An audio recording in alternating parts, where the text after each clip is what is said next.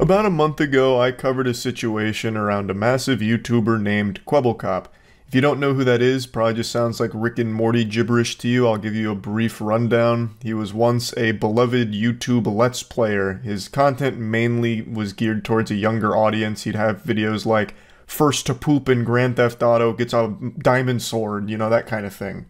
And eventually, over the last year or so, made a hard pivot going all in on AI technology in order to fully replace him. So he wants to phase out the cringe organic meat machine that is a human being and replace it entirely with AI. AI doing the scripting, AI doing the voice recording, AI doing the face cam, all of that. And I made a video going over it, kind of just taking a victory lap, wiggling my fingers saying I told you so, because that is a pleasure more satisfying than sex. I had been preaching like a crazy person that the flesh was limited, like our days were numbered, AI was going to swoop in and nothing was safe. And people pushed back and fought me on it, saying like it can't really replace a personality, no one's going to sit around and be entertained by AI online or anything like that as like a streamer or a YouTuber. And I had said, you know, that's a bunch of horseradish. That's absolutely in the cards. That is very possible because you wouldn't know it's AI. And that's exactly what Kwebbelkop's been trying to do. He rolled this abomination out where it's an AI voice modeled after him, as well as this fucking Nick Jr. looking caricature of himself up on the top left that does all of the face cam and all of like the pog faces and all of that shit. And it wasn't received super well. And I was just kind of talking about how it's very primitive right now, but in another couple of years, you're not going to know it's AI behind it. And that brings us to today, where Kwebbelkop released a tweet that said it was the end of Kwebbelkop AI. And I got tagged in this hundreds of times by people saying, look, he's giving up on it. See, you were wrong. AI will never work here. So let me splash a little cold water on you. You didn't watch the video. This is not surprising, very par for the course for the modern internet.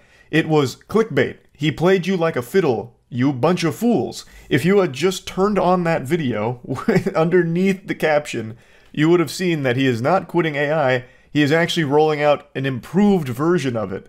People keep saying, did you hear Kwebbelkop's getting rid of his AI? That is just proof that you only read the headline. In the video itself, he even says, it makes it very clear that not only is that video AI, it is his AI speaking the whole time, but that the only thing that he's regretful of is that he let it go out while it was still too primitive. He's not getting rid of AI. He's going even harder on it. All-encompassing, we'll cover this, he is not stopping. Since no one likes to actually watch the video that the headline was for, we'll do it together. 11 years ago, I started my YouTube journey. My one and only goal was to entertain as many people. If you even watched it for a second, by the way, if you even went past the headline for 5 seconds into the video, you would immediately notice that something is awry, because it's not synced. The voice sync, or the voice and lip sync is completely off. And I wouldn't trade this in for anything in the world. But even a dream job constantly OMG, it's like a dub anime. And growing old. It's not, this made me okay, it's realize not that off. This is not something I'll be able to do for the rest of my life. There will always be a point where I'll end up quitting. That might be now, that might be 10 years from now. But anyway, he goes through this whole spiel and then makes it very clear he is not quitting. That was just an attention-grabbing headline for the video and the Twitter post. Here. That's why we decided to train a brand new Kwebbelkop 2.0 model with every bit of feedback we've received. And the Kwebbelkop 2.0, baby. Bigger than Cyberpunk 2.0. He is not stopping AI. Please, just fucking watch the thing that the headline is for. Every second you've been watching of this video so far has been completely AI generated. The Kwebbelkop you're seeing on the screen right now, I can't believe it. Really me. I hope this video provides a better glimpse and a future in which influencers can use AI to enhance their storytelling, lower the barriers of entry. That is, when I heard him say that the first time, it made me really upset. There has never been a lower barrier of entry to any job position in the world quite like content creation.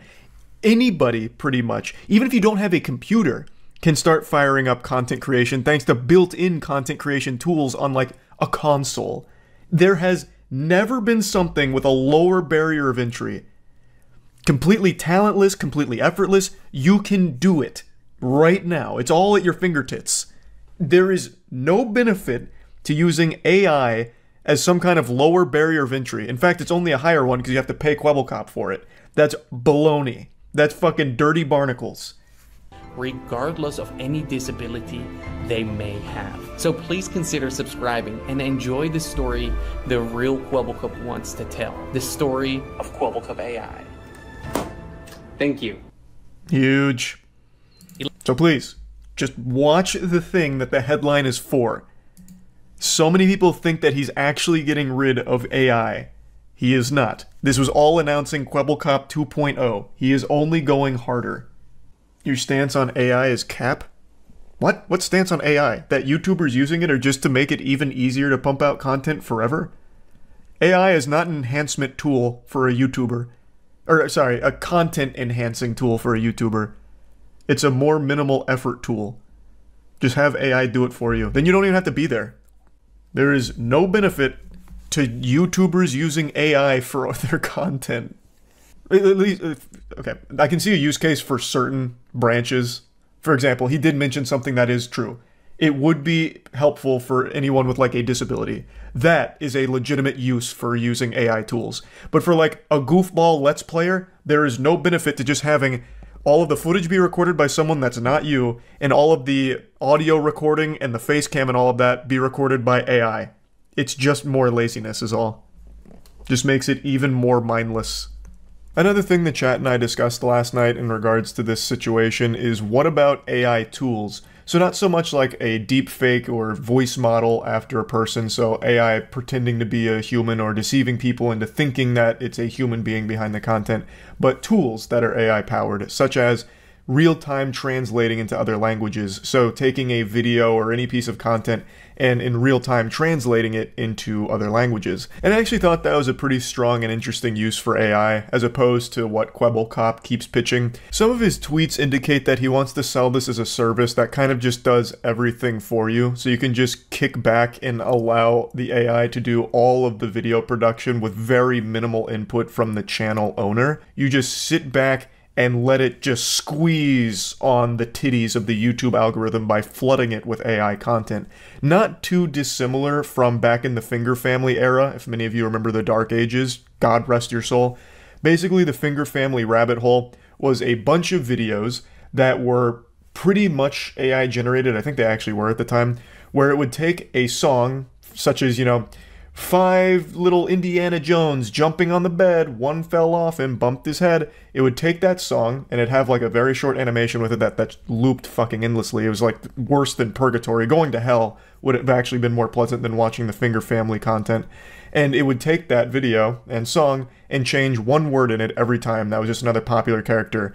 Hulk, Captain America, Freddy Fazbear, whatever. And it would just keep pumping out the exact same video with one slight change to the animation and the song, and it would flood the YouTube Kids section with that. Not exactly high quality stuff that Quebblecop seems to think it would be in his utopia where everyone's using AI to be YouTubers, I guess. He keeps trying to fall back on this copium that it's there to enhance content, but it's not. It's just purely a detriment.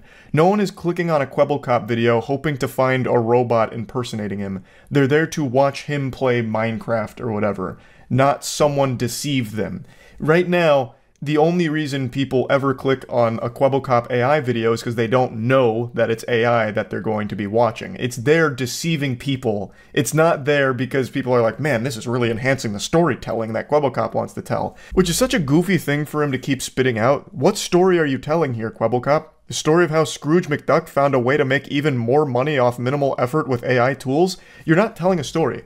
You're making Let's Plays and trying to replace yourself in there so you don't actually have to even do the bare minimum of playing a game and talking. He has other people record the gameplay footage and will have AI do everything else. So that way he's not even a part of the channel, but he makes all the money off of it, and he wants to sell the service, at least based on some of the tweets I read. It's just having your cake and eating it too. If I can get a little profound and deep for a moment, all of this is something that I predicted was coming all the way back in 2020 with our music video for Skynut. Skynet is a timeless masterpiece up there with some of Mozart's best work, all about how robots from the future came to our timeline to milk us because they were powered by our cum. And if I may venture into the weeds a little bit, if you really break down the metaphorical vicissitudes that I put into that storyline, it fits perfectly in line with the modern AI gold rush. You see, the AI is powered by our genetic material, our DNA, at least in this context. So Kwebbelkop is being milked by his AI, and his AI needs that milk to survive. Without Kwebbelkop being milked, the AI has no purpose, it ceases to exist. No one is going to watch a completely personality-less bot, but they will watch one that is modeled after a person that they liked. Thus, the AI needs to be constantly milking the supple teats of Kwebbelkop in order to stay afloat here, for its own survival. It's impressive how right I've been all along, even all the way back with Skynet. But yeah, anyway, just wanted to set the record straight here since so many people just read the headline and nothing else. Kwebbelkop is not stopping AI, it's only motivated him to go even further on it. So, yeah, that's really about it. So yeah. I'm sure by now many of you have at least heard of the EDP445 situation. That sounds like some kind of fucking Call of Duty Zombies Easter egg, but for those that don't know, EDP445 stands for Eat That Pussy. He was a big YouTuber. He had a huge online presence, and this week he was accused, and with a lot of evidence backing it, of being a pedophile. And with video evidence, him showing up to a meeting place where he believed he was meeting with a 13-year-old that was actually set up in very similar style to like a Chris Hansen investigation by a YouTuber, Predator Poachers. That name actually is shared by other people who hunt predators, but today this was done by one person, or one group in particular, and that person, the big face behind it, is not a good person at all. And that's why I wanted to do this little intro here, because I want to make it clear that there's no heroes in this story. You can't root for the person behind the investigation of EDP. They did a good thing, but they're a shit person. The main guy behind Predator Poacher has had a lot come out about him recently, showing his prank calls to a BLM hotline where he just says the N-word. He said the N-word, hard R, multiple times. Believes he's like an edgy troll, but his trolling is just saying the N-word. Epic prank, and he's just not someone that I can really appreciate the work of, but he and his group were the ones that broke this story on EDP, who is a very bad person as well, who, with all of this evidence coming forward, which is pretty damning, have put together this whole case against EDP445, and today I watched it all on Twitch, streamed it with the community, so that way we could all be caught up on the internet lore together. I've heard it's really bad. So yeah, the general gist of it, EDP445, a huge YouTuber, very popular YouTuber. I personally wasn't super familiar with his work. I'd always heard his name though, stands for Eat the Pussy 445. So this came out a day ago, which was to hype this up. I think this is only reading text messages, and this is when he actually showed up. This is the only thing I've seen. This guy has a fucked up past. Like, even on this channel, apparently some videos that are still up from streams where he'd call BLM and drop the N-word to them or something. Like, he'd call organizations supporting BLM and just start dropping the N-word or some shit.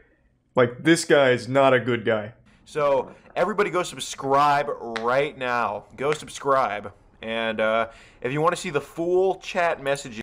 I'm sorry to interrupt again. Another thing, the reason this video took so long for them to put out... is because he wanted to wait for it to get full monetization. So that's why he kept hyping it up, and the reason why he kept pushing it back, because it wouldn't get full ads on it. So this guy's kind of a real piece of shit, if I'm being honest. Like, he does a good thing in the worst possible way. And show interest. Who starts a conversation like that? You're old, so... What? A bit of talk. Dropped a mean ass shit. Man, they say fucking chivalry is dead. This guy is suave. Now that is how you flirt. That's a good line for Tinder, I'd say. If you guys need any help on like your game, take notes from EDP. Dropped a mean ass shit. And then send an audio message. Do I have to go to the other ones in order to... He sent a picture of his shit? No fucking... Alright, hold on. We're gonna have to keep going back and forth. This is gonna be like an MLA formatted fucking research paper here with citations. For these text messages, if I want to see them uncensored, do I have to go to this stream? For more people to... So do I have to like cross-reference the uncensored versions with the stream here? I can't show a picture of literal shit on Twitch, but I need to confirm whether or not he sent a shit pic. That's very bold. Just ordered some pizza, about to fuck this shit up. Pizza sounds good. Hell yeah, I'm about to annihilate that shit. Okay. Oh, yeah. Oh! He sent a picture of his shit! Dropped a mean ass shit and it's a full loaf. This man, he's sending shit pics. And that is not a healthy shit. That's very runny. There's no solid foundation of the stool. That is alarming considering he just annihilated a pepperoni chicken pizza. He also sent his dick. Yeah, but that's not nearly as cool as a shit pic. EDP was breaking new grounds. They were only just starting to talk. It had been 2 days, I think. And then he hits her with, drop a mean ass shit, and then sends a picture of his toilet bowl with poopy in it. Yeah, I'd show the other video, but I'm worried of how many pictures of shit he might have sent. Like, what the fuck is this? Hi, how are you? Good, how are you? Good, just having lunch. What did you eat? Tacos. That's cool, what are you doing? Just got done beating my shit. Now watching YouTube. Oh yeah, I just had some tacos. Also just beat the fuck out of my cock. What are you doing? Yeah, he sent a picture of his actual unedited shit. He didn't even put like a cute little emoji over it, so I'm a little concerned to show it. I think we're right here. How is this possible? I just went to a random point in here.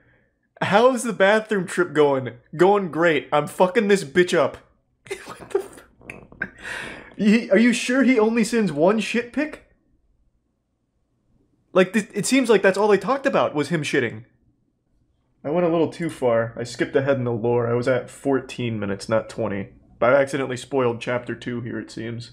I like this part. Relax, I'm not a weirdo or anything. When literally 5 days ago he sent a picture of his actual shit in a toilet. No, we're doing both videos. The only reason I'm going back and forth is because these are censored and I want to understand how we got here. Oh, he seems bothered that she's 13, but then for some reason continues to talk. Oh, okay, here we go. So he has like a realization here. Not enough to go to jail over. Okay. So how does he continue to, like, fall for this, then? I was eating a corn dog today and the bitch burned the roof of my mouth. I spit that shit out so fast.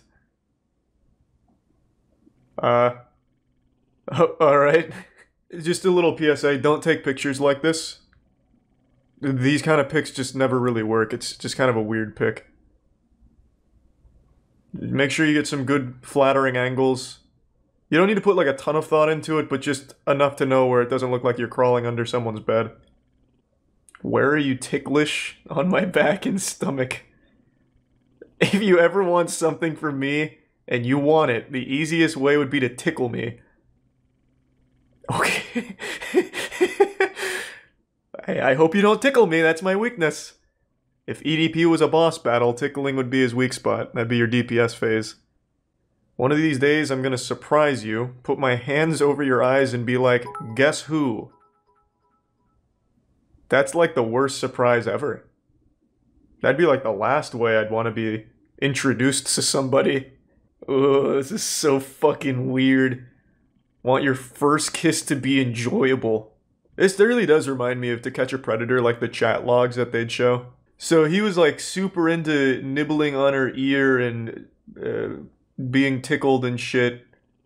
Started talking about sex, and then here he had a realization like, that's fucking illegal and wrong and bad. And now we're caught up. No, we're not. Oh my god, this is still not it. Cute little fingers. Oh, how did this... Okay, what? How did this happen? Literally, like 5 sentences... Or, not 5, like 10 messages ago, he's like, this is bad. Can't do it. We can be friends. Cute fingers, by the way. So you want to have sex? I can go easy, of course. Wait. Nah, EDP doesn't go easy. He goes ultra nightmare mode. There's no slowing down there. Man's just a fucking machine. I honestly enjoy doing what my YouTube name says. Eating the pussy. Yeah. Munching down on those beef curtains, baby! Yeah, there you go, EDP. What's the 445? Just a random number I chose, nothing to the meaning. Definitely has meaning now. I think the 445 absolutely has meaning. The amount of years he'll spend in jail. Well, probably not. You guys, I didn't know this. I learned this the other day. You guys remember Jared Fogle? The guy who had like 15 quadrillion quadruple bytes worth of child porn on his computer, as well as like openly admitting to abusing kids. You know he only got 13 years in jail? Did you know that? I thought he got life imprisonment. This man had so much child porn they had to invent a new way of measuring how much he had. And he only got 13 years in jail. This had to be like a full-time job texting this guy. Putting in 9 to 5 hours here on the text messenger. Can't wait to hug you and kiss you. On the lips. On the cheek. On the neck. And I'd kiss and taste you down there. The vagina. The old vagina. Man, EDP really does just have a way with words. I love to kiss and lick the top of the foot. I love the toes, actually. Huh. So I can lick and suck your boobs. Pretty incredible. How does it feel? Pretty incredible, to be honest. The nipples get hard and really sensitive. I'm telling you, this is a lie. EDP went full fanfic here. He didn't fuck a school teacher. He didn't suckle on her nipples. This doesn't sound like anything a school teacher would say. I'm gonna know more about EDP's fucking life than his therapist does. There's so many text messages. For a virgin, the vagina is tight. Oh, here we go. Getting a health ed course from EDP, the man who just sent a picture of his shit. Basically, when intercourse happens, the penis is stretching open the vagina and forcing those muscles to temporarily stretch apart from one another. That's where the pain comes from. Ah, yes. She should have quizzed him. And what exactly does the potassium pump do in the body, EDP? You seem very knowledgeable on anatomy and physiology. Can you complete my homework? You used the wrong form of your, EDP. Some teacher you are. Your body is full of excitement and anticipation. You're wrong, your again. Your body, I'd anticipating the sex. Poetic. Shakespearean, in fact. I also like roleplay. Hey, that's where you dress up and pretend to be Chris Hansen arresting me. It's a big fetish. Babe, babe, babe, babe, babe, babe. My cute-ass little baby girl. How many days have passed since he said, we can only be friends. This is illegal. This is bad. This will fuck me up if it ever got out. I can't do this. And then he immediately goes into, babe, babe, babe, let me suckle your nipples. Man, he really knows what to say. I ran out of toilet paper while taking a shit at the auntie's house. Hey, now I'm starting to get a little hot and bothered if I'm being honest. This guy's just smooth. The amount of times he's told me about his shits that he's taken, sent me a picture of his shit, how can I not start to fall in love, you know what I mean? Such a sassy little shit. I love it. Come to your house, climb through your window, and kiss your cute ass passionately. That's the only solution. Alright, climbing in like the tooth fairy, but instead of leaving money under the pillow, he leaves a little kiss. A little nibble on the ear. Maybe suckle on the toes a bit. Whoa, what the fuck? Handcuff you, throw you in the back of my car, and bring you back to my dungeon. That got really intense super quick. What's brewing? If I'm being honest, it's that I can't wait to feel how tight your vagina is. Cock is really hard. That's how it gets when guys get horny. He's really gone in hard now. He's fucking firing in the turbo boosters here. Before it was like, oh, I can't wait to just put my hands over your eyes and say, hello, surprise. Right into, fucking how tight is that pussy? My rock-hard dick is about to burst. Ugh, you even have me jerking off. Damn you. He's shaking his fist in the air while he's jerking off. And God damn you! Fuck! Why have you done this? Oh, okay, hold on. I just read that. Let me just make sure there's nothing there. Hold on. I'm not taking any chances here. Oh, he actually sent his cock. Oh, God. What is happening? He's going wild in the text messages now. Fuck! He's busted nuts twice in a single text string? Lord! I'm gonna come. I'm gonna send it on Instagram. It's not letting me send videos here. What the fuck? That's cum, babe. I hope he, like, came into a glass or something, or like a petri dish and stirs it around like a whole lesson. Ah, madame, this is splooge, also known as semen. Many other names. Basically, whenever it feels so good to the point where I can't take it anymore, that's what happens, yes, the milk, the cream. Holy shit. You weren't kidding, this is really, like, fucking bad. And then the fact that he actually shows up, this is actually horrible. Oh no! He's becoming self-aware! He starts to recognize, like, shit, these could actually be screenshotted. Oh, and then from that concern, immediately back into, like, playing the health teacher. I know your body is growing and starting to develop. That's why I agreed to this. I want to be your first, little cute ass. Want to bend you over my table and oh! Oh! Just want to throw you on my bed and lick you up. Oh! What the fuck? This is worse than, like, 50 Shades of Grey writing, and that shit's horrible. They unironically use the term, like, sodden panties in that book.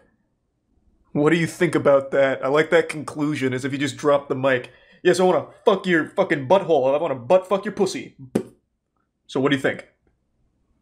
Will you invest in my company? Like it's Shark Tank? That's probably the face he made when he went to meet her in person, and it was just two dudes with a camera. That's probably the exact face he wore right there. That's like a YouTube shocked thumbnail. Of course, real vaginas don't produce lube. Is he a virgin? It's not like vaginas are just dry. It's not like sticking your cock into, like, sandpaper. Maybe he just means, like, it doesn't produce Astroglide or something, like a specific lube brand. Like, they don't have, like, it's not like Spider-Man's webs, like in The Amazing Spider-Man, where you have to, like, put new web slingers in there for vaginal lube. But vaginas actually do get lubricated themselves. They're like a self-lubricating apparatus, really. Kiss your daddy goodnight. Sleep tight, princess. So this is when he finally started to believe this could all be a fucking setup. As if there wasn't an entire fucking 3 seasons of an extremely popular show all about this exact same thing. Even being fully aware of this very real possibility. Literally for like the 10,000th time in this conversation. Yeah, I guess every time he busted a nut, he started to realize this could all be fucking fake and a setup. But then after post-nut clarity faded away, he went right back to the, let me suck your fucking toes and take a shit. Here, he doesn't want to be. Let's go have a talk. How about on that bench right there? Okay. Okay. Can we give him a lav mic so we get better audio? Let's really go in here. Put this on, EDP. Right here? Coming out here to... Glasses off. Okay. Go ahead. Well, I was actually coming out here to pick up a cupcake and then go back home. Oh, okay. There was... Do they sell cupcakes That was... in this driveway? Because I'm... Oh, okay, so you should title a video, instead of, your video, Almost Through Hands with a 13-year-old, you should title your video, Almost Hands with a 13-year-old. I think that'll get a lot of hits, EDP. I think so. Yeah. Oh. So this is you... Good one. So he's got like a whole little okay, all right. routine So, prepared. What made you... So you initiated a conversation with a 13-year-old knowing she was 13, yes or no? Correct. Okay. So is that a good... That guy in the background's trying so hard to seem like he's not listening. You've been exposed for this before. Correct. And you called them... But this is damning. Right. This is... I had to make sure myself. Right. Do you recognize me? No. Okay. I had to make sure myself Well, that didn't really work. You don't have the Chris Hansen prestige yet. Me and my friend Keisha. Do you know who I am? Nope. Hilarious, man. Okay, that hurt. What I don't understand, why are you attracted to like 13-year-olds? Like, why are you attracted to underage? That's a good question, yes. Why do you like children? In one of the asking the hard-hitting questions. You've always wanted to be with someone younger. Like you like cops. Right. Like, what goes through your head? They should have rehearsed a little bit like what they want to ask. Real, man. What goes on? So why are you a pedophile? Is loneliness, dude. I'll be completely honest with you, man. Do what Chris Hansen does. He does a really good job with interviews. Like, we're not like that. We're not like that. We're not attracted to minors. Bro, come on, man. You know exactly what it is, dude. Okay? No, we're attracted to female our own age, dude. Let this be known. Let this be known. I am not a. So what are you? If you're here to meet up with a 13-year-old girl after sending... He hit it up like it was a catchphrase. Hey, not a pedophile. A guy that is... But we can forward this to cops, because most definitely this is not your first time either, right? Right. This is absolutely... Whoa. This actually is my first time. You just said it wasn't your first time. Yeah, that was a bit rough on that one, EDP. The first time was... You've done this before, yes. I mean, no, though. Right? Yeah. So, now, as far as the whole fantasy goes, you know what I mean? Let's be real, okay? You know what I mean? Like, what does that mean? Stop saying you know what I mean. I don't know what you mean. Sexual fantasies, that's what I mean. Okay, so sexual, and I'm not calling you the P word, if you know what I'm talking about. Look at these screenshots. I'm not calling you the P word. Yeah, but you know what I mean. Do you fantasize about females under the age of 16, yes or no? Sometimes. Yes. Okay. What are you doing? Holy shit. You fantasize about a 13-year-old, correct, yes or no? Correct. Okay. Holy shit. This is fucking rough. Holy shit. I know, but you said earlier it was your first time. Okay. Oh my god. Yeah, so we'll get to that. So you said, so 13 is the fantasy. Like for me, okay, 18, I think there's hot 18-year-olds. I wouldn't do anything with a 17-year-old, but there's hot 17-year-olds. But I don't go, yeah, when I see a 17-year-old, I'm just like, I can't do it. Like, it's just not right. What are you going on about? Maybe about 7 months ago. This is just an extremely long confession. He's not fighting any of this. So what was it that made you realize? Holy like, shit. For example, it's a bad analogy. You know, like if there's a hot 19-year-old into me, I'm like, oh, awesome. But if there's like, what are you talking? I shouldn't say there's such thing as a hot 12-year-old. But if there's a 12-year-old into me, a 13-year-old. Jesus Christ. I would never. So what makes it okay to you for you to come here? It doesn't make it okay. I'm just being honest with you. The screenshots, of course, I did. But like, why would you send it to a 13-year-old? Like, and that proves that you were turned on by it. Well, he said that a million times. We know that. Because you were hard when you were doing. Obviously, yes or no. So he said that millions of times. I read it. What were you gonna do when you came here? I felt like I knew his cock pretty well by the end of those messages. Honestly, Chris Hansen did it very well. Chris Hansen was a beautiful weapon against pedophiles, but YouTubers are not. Like, the only reason this video even surfaced is because they were finally able to get full ads on it. If this video never got ads, this wouldn't have even come out. They would have just let it ride, or let it die. They're really just in it for, like, views to exploit bad people like EDP. This one seems staged. Okay, I can tell you this one is definitely not staged because his entire YouTube career has ended. This one is definitely not one of those fake ones. I can assure you of that. Like, even the interview it's not even an interview. The questions are, so you're a pedophile, why? I also like hot girls, but if they're 17, it's like, they're hot, but, you know, I can't do that. It's like, what are you fucking talking about? Like, you should have just taken Chris Hansen's script. You know, not this. Did they call the cops? That's what I don't know.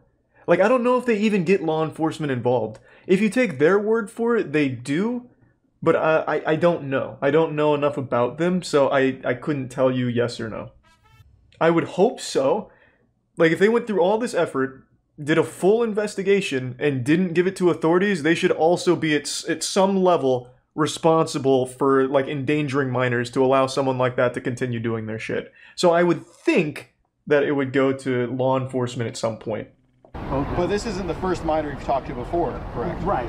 And there was more than one minor. Holy shit. Last summer I've had all these females reach out to me about you. And, you know, at first I was like, okay, attention. Honestly, I was. But then I see more and more and more. And I see you saying, if anybody finds out about this, you're Oh, what a good way of looking at that. Hey, I was manipulated and abused by this guy. Attention whore. Ballpark number of how many minors you talked to. Like, you know, obviously it's been 5, so after 5, what would you say the number is? 6. 6? 6 minors. 6. Name them. 6? let's see. Holy Sophie. shit. There's what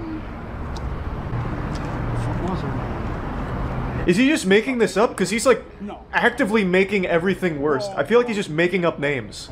Like, yo, what the dude? Like, real talk, man. Obviously you didn't go what the F because you're talking to a 13-year-old. Right. I believe you did know her age before, yes or no? Wrong. How old was the girl? Which one? This is unreal. Talking about right now. What the cameo? The I cameo. believe. Oh, you in the cameo one, right? The one where you talked about The boyfriend you hit asked you up her for the to cameo. Send you private. He's the prime, Matt. Probably 14, maybe 15. I'm not sure. But that was number 2. So, Seeing this really makes me appreciate Chris Hansen's work even You more. do explain why you find her attractive, but I was just trying to... I guess I never even stopped to consider how hard it must be to do something like this. Girl number 3, girl number 4. This is so long for no reason. They're saying nothing. They're not actually interviewing So you put him. yourself in all these situations where you're in a Okay, I'm bad just gonna skip a position little with bit. these Do you guys mind if I underage skip a little bit? This is It's not this is one-time really mistake bad. Like I thought it was last summer. you're soliciting child photos from this girl. right. That's another charge. You know that, right? No, Do you know how many charges you did here today? 3. More than that. What, you counted them like Pokemon cards? Three charges, collecting them all? 2 counts of graphic photos. You asked for graphic photos from this girl, and you came here No. to engage in sexual activity with a 13-year-old. Well, hold on. This is like an actual question. Like this is actually hitting him with something. Actually They're not something. misdemeanors. They're not So infractions. hold on, let me see where this goes. They're felonies. So Then you were also a little bit submissive to her, yes or no? So well, You were a little bit submissive to her, yes or no? I was. Do you like being? Do you have a fantasy? So you did make you fantasize about 13-year-olds, yes or no? Okay. Do you also fantasize? This guy's like the only guy that's actually a little bit, yes or no? trying to go somewhere with So this. what about a 13-year-old? and you have the audacity to say, "Please don't do this." Are you serious? We should be asking you, please don't do this to minors. I We should mean, be not doing this to minors. he's like that guy or the girl in Game of Thrones walking around with the bells. Shame. Shame. Apartments? He's calling a friend right now. Yeah, he's at the apartments. Well, yeah, he needs to get Calling a picked friend up. right now. Philip, Just please come. What are you panicking for? He's clearly calling a friend to get the fuck out of there. He's trying to get extracted from the mission. right by the jacket. Okay, please come quick. He's calling. It looks like he's calling some backup. Okay, all right. Oh, this guy sucks. Looks like he's calling some backup. So be sure to subscribe to the channel, turn on your notifications. We have a ton of new viewers. It'll help us a ton. We flew. I knew there all was the way going to be a California from subscriber Houston, call to Texas go get action. EDP. So be sure to subscribe. Yeah, I knew that was coming. Okay. So, that is fucking rough. That was a lot worse than I thought it'd be. EDP got fucking blasted. Yeah. The investigation, I think, was a very good thing done by very bad people. I did also see this one. The things this guy says are really bad. Like, racist, all kinds of horrible shit from this guy. And a lot of people have taken note of it, but not everyone. I don't think this guy should be gaining so many subs for this shit. He did a good thing, and he tried his best to make a lot of money off it and capitalize on it, constantly calling for subscribe actions, refusing to post the video till it has full ads. So, I think the guy sucks, but what he did was good. And when he's talking to this guy in particular, he keeps talking about how... So, I'll break it down. The guy here is suicidal. He gets caught and he starts talking about how he's suicidal, he's tried to kill himself a couple of times, and in response, this guy says, you can't kill yourself because you're Jewish. That'd be a hate crime. What are you, some kind of Jewish Nazi? And then he keeps saying that for like 5 minutes. Like, that's his whole joke. He has like a little stand-up routine about why this guy shouldn't kill himself because he's Jewish. It's horrible. I actually, before finishing this up, I do want to look them up one more time. They claim that they've done this before, and the chat has told me that they've had people arrested. I want to see that. Okay, let me just immediately show you why I doubt that these guys actually care and are doing this for a good cause. Just going to their website. This is the first thing. Before you get anything else, you get payment plans. This is fucked up. So now where can I find out their track record? Have they actually gotten bad people off of the streets? Or do I have to pay to get that information? Holy shit. Making merch for hunting pedophiles. That's so weird. What does that merch even consist of? It's gonna be like one of those, like, cool dad shirts, like, I'm a veteran, I didn't fight in wars for you to look at my daughter, I'll put you in the ground. It's gonna be like one of those. I hunt pedophiles for views on YouTube. Or for money on YouTube, excuse me. At least Anxiety War, I do know the channel. At least they seem to actually want to do something good. And being successful is just, it came with the turf for them. Like Chris Hansen. Though I wouldn't really compare Anxiety War to Chris Hansen, but what I'm saying is at least they seem to be in it for a good reason. And there's also no information on the site except for buying things. I just wanted to know, do they have any proof that their investigations and this content they've made has actually gotten anyone arrested, put away, off the streets, anything? A lot of you said that they did, so I'm just wondering where you found that information. Who wouldn't want to walk around with a shirt that says Predator Poacher Hunters Club? That'd be pretty cool.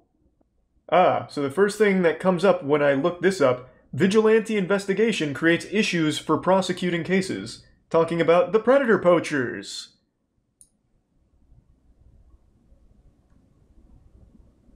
Ah, wonderful. There's not a lot that the police can do to sanitize a bad investigation from a legal perspective.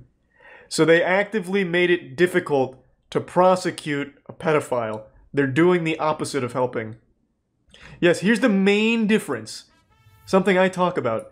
Things like To Catch a Predator is done in collaboration with the law enforcement. So that way it's done in the right way so that they can actually face legal ramifications.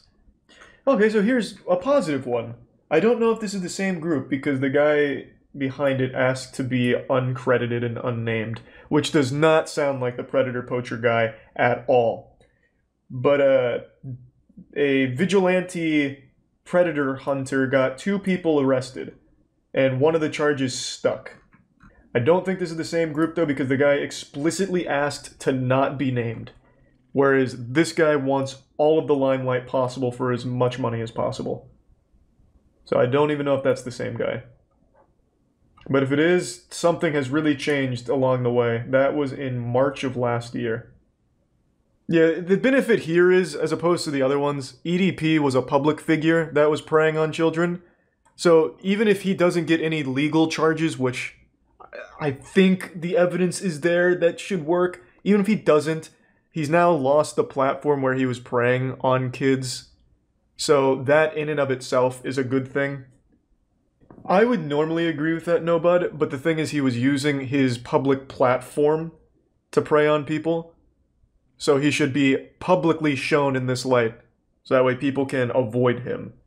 I think that is very much the right way of handling this case in particular to make it all public. I don't think anyone's sympathizing with the predator. It's really just a matter of the person who caught the predator is so unlikable that you can't help but mention it when talking about the story. I really don't think there's anyone on EDP's side. Everything he said and did is deplorable. But when you have the guy who caught the predator saying, like, quickly get here, he's calling for backup, you can't help but be like, holy shit, not only is the pedophile evil, but this guy's also evil. Like, you know what I mean? It's hard to just focus on one guy when they're both bad. The goofball finally admitted it and is facing real repercussions for his reckless, ridiculous, stupid stunt of crashing his plane for YouTube views. I'm about to blow a kazoo right now to celebrate. It feels so great. Now, a year ago I made a video talking about a situation with a YouTuber named Trevor Jacobs, who made a video, a sponsored video by the way, where he took off in his plane wearing a parachute, which is unusual for a pilot to just have a parachute strapped on him, as I understand it. And while flying the plane, he's like, oh, jeepers, Jiminy Christmas, something's gone wrong. We've lost the engine.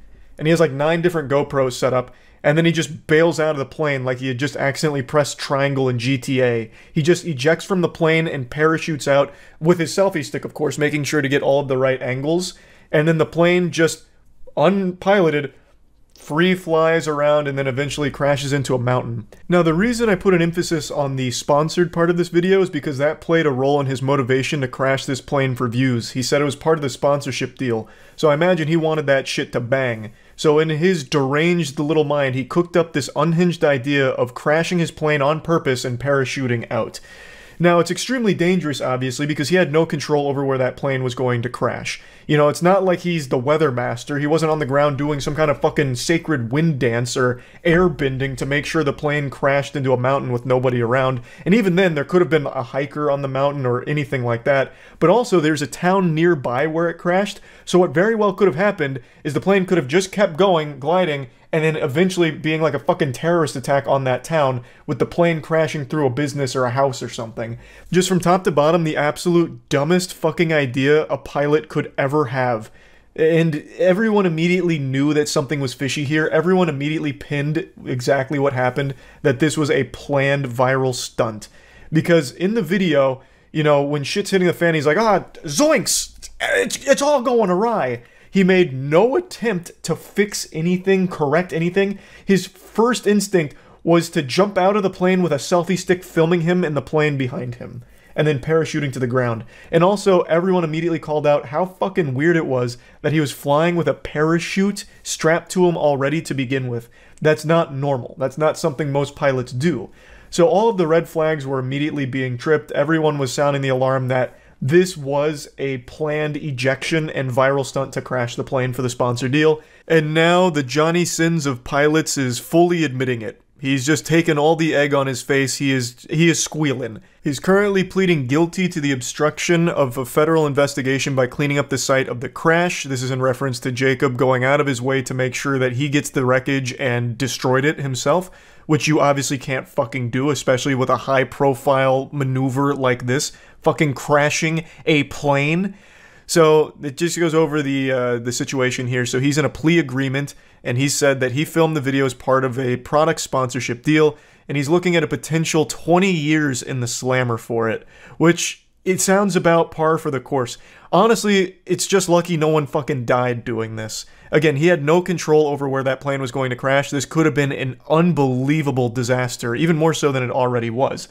So he agreed to the plea deal and 1 felony count of destruction and concealment with intent to obstruct a federal investigation. He reported the crash to the National Transportation Safety Board, who said he was responsible for preserving the wreckage. According to the plea agreement, Mr. Jacob later claimed he did not know the location of the site, but he did, and returned by helicopter and secured and removed the wreckage, which he later destroyed. So he's expected to make his initial court appearance in the coming weeks, and his pilot's license was revoked last year. All this for a drop of YouTube attention, potentially 20 years in prison, because you're a starved little clout goblin who needed your fix. You needed your belly full.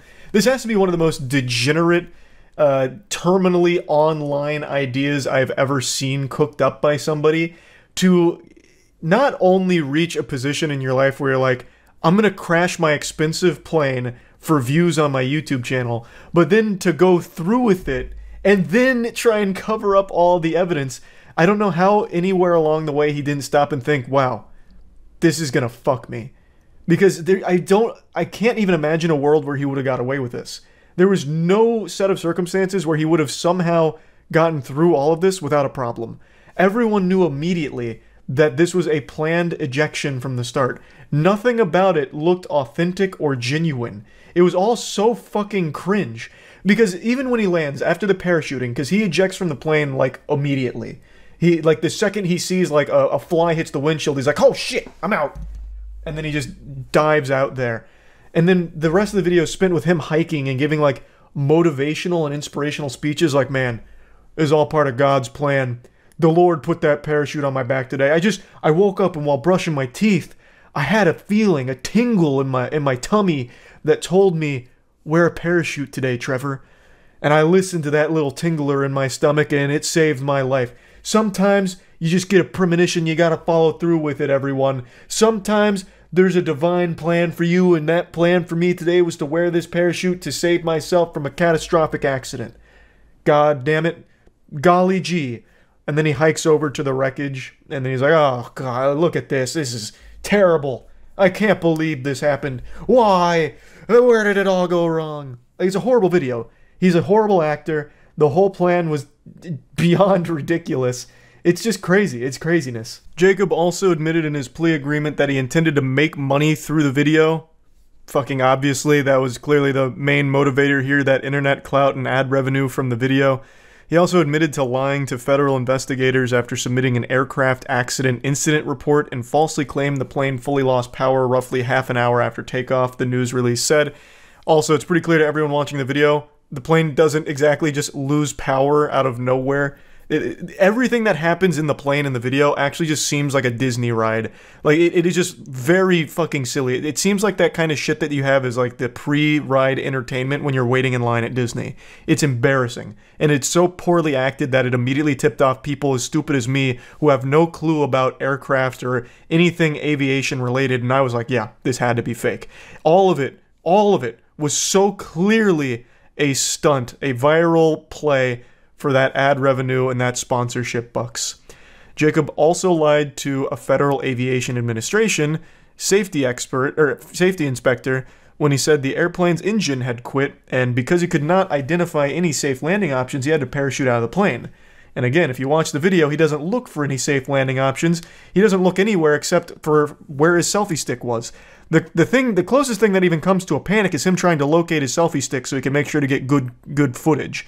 Everything else, he didn't even bother going through. There was no lists of checks that he was making to try and get the engine back online or trying to glide it to safety, looking for a safe landing spot. The dude actually just boot scooting boogies right out of the plane, letting it crash behind him. Well, not behind him, because it still like flew on its own for a little while before crashing into the side of a mountain. But yeah, overall, it is so nice to see him just fully admitting all of this. I mean, we all knew it was fake from the beginning. This isn't like a surprise to anybody. But it's nice to finally just get it from his mouth, and 20 years in prison for it sounds about par for the course. This could have ended a lot worse. Again, there was a town nearby. This could have just killed random people, all for this man's YouTube views. It's so ridiculous. So, just wanted to give a little update to this because when I was streaming today, watching the Moist Esports Rocket League squad absolutely pop off, chat made me aware that Trevor Jacob was finally facing the repercussions and just openly admitting all of it. So right after the games today, I went, checked everything with a big smile on my face, and I figured it was worth updating all of you who may have been, you know, aware of the story but not following it that closely like I was. So looking like the happy ending here. Hopefully he does face that prison time because he absolutely deserves it. That's about it. See ya. It's time once again for me to hop into the swamp and talk about one of the grossest bits of drama YouTube has seen in quite some time, with the EDP445 situation.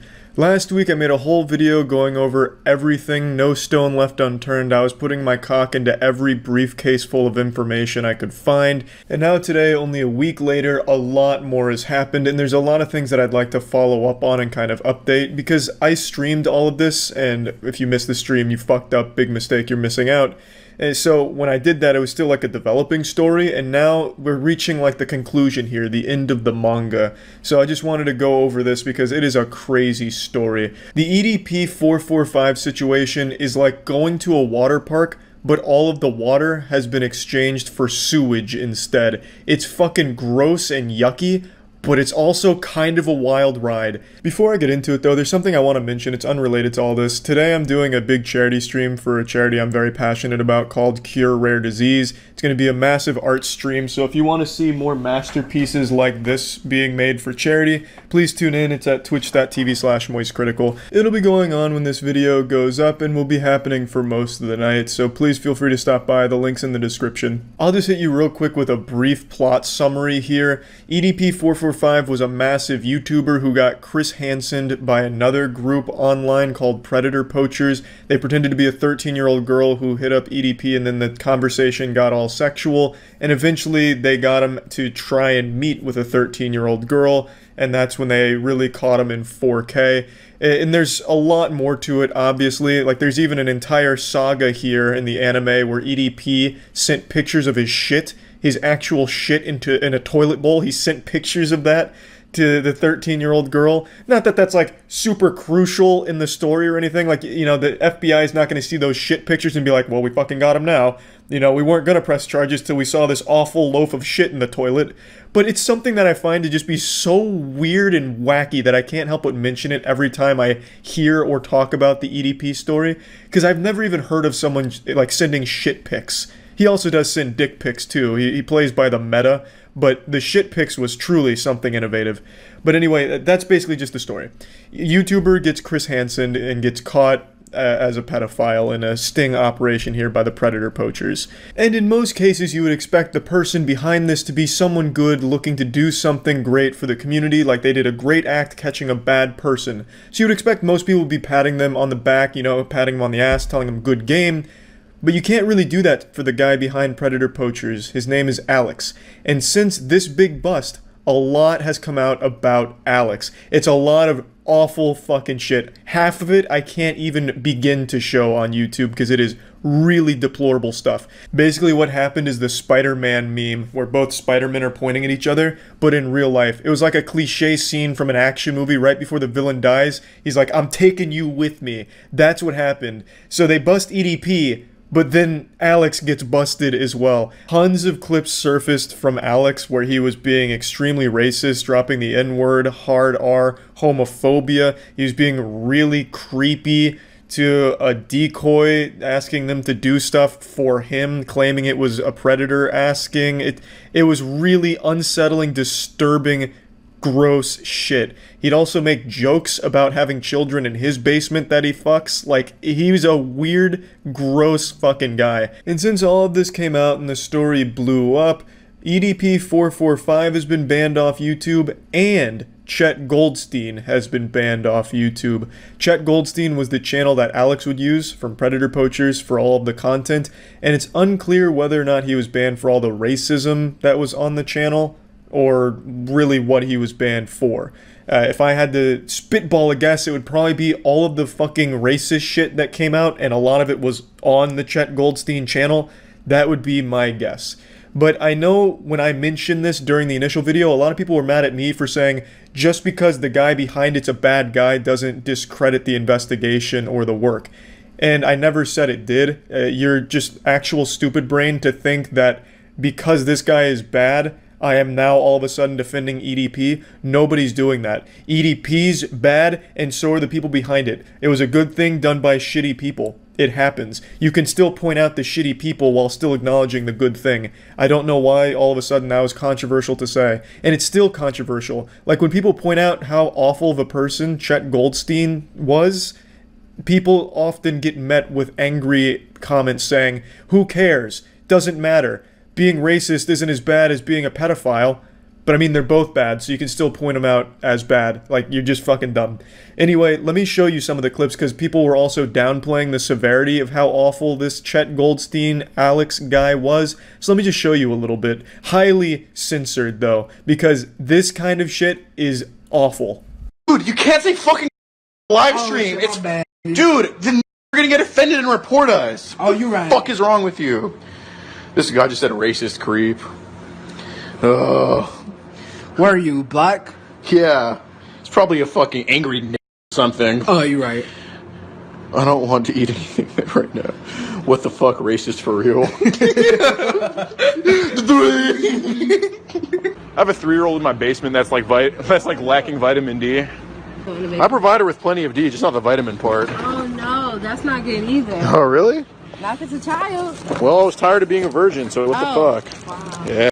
Fucking Nick. Oh shit, I said that in front of 216 people. Yeah, the guy fucking sucks ass. Like, he's not a good person. He did a good thing, but he's not a good person. You can point out the good thing and also point out that the person is bad. It's not one or the other. It can be both. EDP's bad. Check Goldstein, Alex, Predator Poachers Alex is bad. Now there is one thing I'd also like to set the record straight on. The guy that was with Alex when they busted EDP on camera, the guy that was wearing the mask, he is not associated with Alex. That is a completely different person named CC Unit. He is not like affiliated with Alex and his shit. He doesn't like sign off on it or anything from everything I've seen from the guy. He just happened to collaborate with them on this case, and unfortunately like a porta potty being rocked back and forth got caught in the crossfire of shit. Which is unfortunate because, I mean, he was probably a good guy and probably had good intentions. He's been doing this for a lot of years from what I can tell. Whereas Alex was just looking to capitalize and make money off it. He was pumping merch through it. When you went to the website, all it was payment plans for like Predator Poacher merch and him saying he'll come to your city to do like a stand-up routine and put like a finger in his butthole, smell it and laugh. Like, all Alex wanted was money out of it, and he got like 100,000 subs. He wouldn't even post the video till it got fully monetized. But CC Unit is not affiliated with that. He's completely separate and just happened to be there and collab with him on the day that they busted EDP. So I actually really do feel bad for that guy, assuming that he doesn't have a past like Alex, but from what I've seen, he does seem to just genuinely want to help make the community a better place. Now, don't pump those brakes yet, because this ride is still going. You can't get the fuck out of here. This is Mr. Bones' wild ride. This is a never-ending adventure here. The biggest development is absolutely the authorities getting involved and saying that they are going to look into the case. But they also acknowledge that it could be a bit difficult given that this is not a very well-conducted investigation by people that are less than professional, which is a remarkable understatement. Calling Alex less than professional is like calling a shotgun blast to the chest a minor boo-boo. It just doesn't really do it justice. It doesn't really capture the magnitude of the statement. Now, in the initial video, I showed you a couple different examples. One where the Predator Poachers made it much more difficult for authorities to move in and actually apprehend a pedophile. They said that the investigation was so bad that they couldn't really sanitize it and use it, and it just made it a lot harder for them to actually get charges against the predator. So we've seen examples where the vigilante predator hunters are really counterproductive to getting a pedophile behind bars, but then in the same video I also showed you an example where they were successful and helpful in getting a predator put away for at least a small length of time. So there's really no way to know where this is going to fall, if it's going to be like this investigation just fucked the case in the ass and now all of a sudden EDP isn't going to face any charges, or if this was actually helpful to the case. Overall, like I said in the last video, I think them going public with it isn't inherently a bad thing. Even if they were just trying to use this as like a spectacle for views and money, bringing it to the public eye was probably the right call regardless, because he was a public figure with a public platform using that platform to prey on kids. So coming public and getting that platform removed from him absolutely was the right call to combating this case in particular.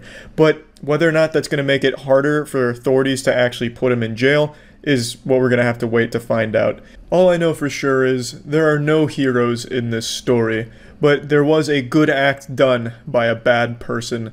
And what a fucking crazy week on YouTube it's been from all this shit.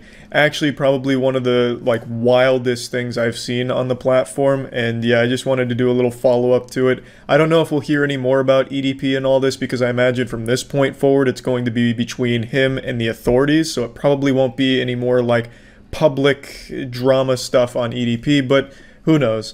Anyway, just wanted to follow this up, and yeah, that's about it. See ya. What better way to kick off the new year like looking backwards to the magical year of 2021? Let's take you back to the past to talk about a man who loved ass and cupcakes. I'm talking about EDP445. For those that don't remember, EDP445 was a massive YouTuber who in early 2021 got caught by a group of predator hunters for trying to have sex with a child. He got Chris Hansened and then recorded at the scene of the crime, where he defended himself by saying he wasn't actually there to fuck a child, he was just there for some cupcakes. And that kind of became his entire legacy. He's like the cupcake demon. Kind of like how the boogeyman was invented to scare kids into eating their vegetables. EDP is that cryptid, but for cupcakes. Like, hey, you better finish that cupcake. Your grandmother worked hard on it. If you don't, EDP's gonna climb through your window tonight and talk to you about the Eagles or some shit. So his whole thing now is he's been disgraced and banned everywhere on the internet. And I can't even begin to tell you the entire lore. This was probably one of the wildest stories I've ever actually seen in real time on YouTube. It just had so many twists and turns. There was a fucking crazy chapter in this whole thing where EDP sent a picture of his poop in a toilet to the kid. He like said, I ate a greasy pizza and took a fat shit, and then dropped a picture of his shit in the toilet bowl to them. It was a nutty ride. But anyway, since then, it's been radio silence for about 8 months. No one's really known what's happened to him. There's been tons of rumors, of course, that would start like he's in jail, or, you know, he's running for governor now, or he went to space and now he's a space pedophile, you know, just all kinds of things with no evidence. And last night on stream, chat made me aware of a new video that had an update with accurate information and a breakdown of the EDP story and where he is today. So I watched it last night on stream. That's twitch.tv/moistcritical. I stream every day. I'd love to see you there. I'll put the link in the description. Just please come on, swing by. I'm probably streaming right now. So I'll go ahead and play that for you now, and then I'm going to go over a bit more afterwards because I've done a little more research this morning on the situation.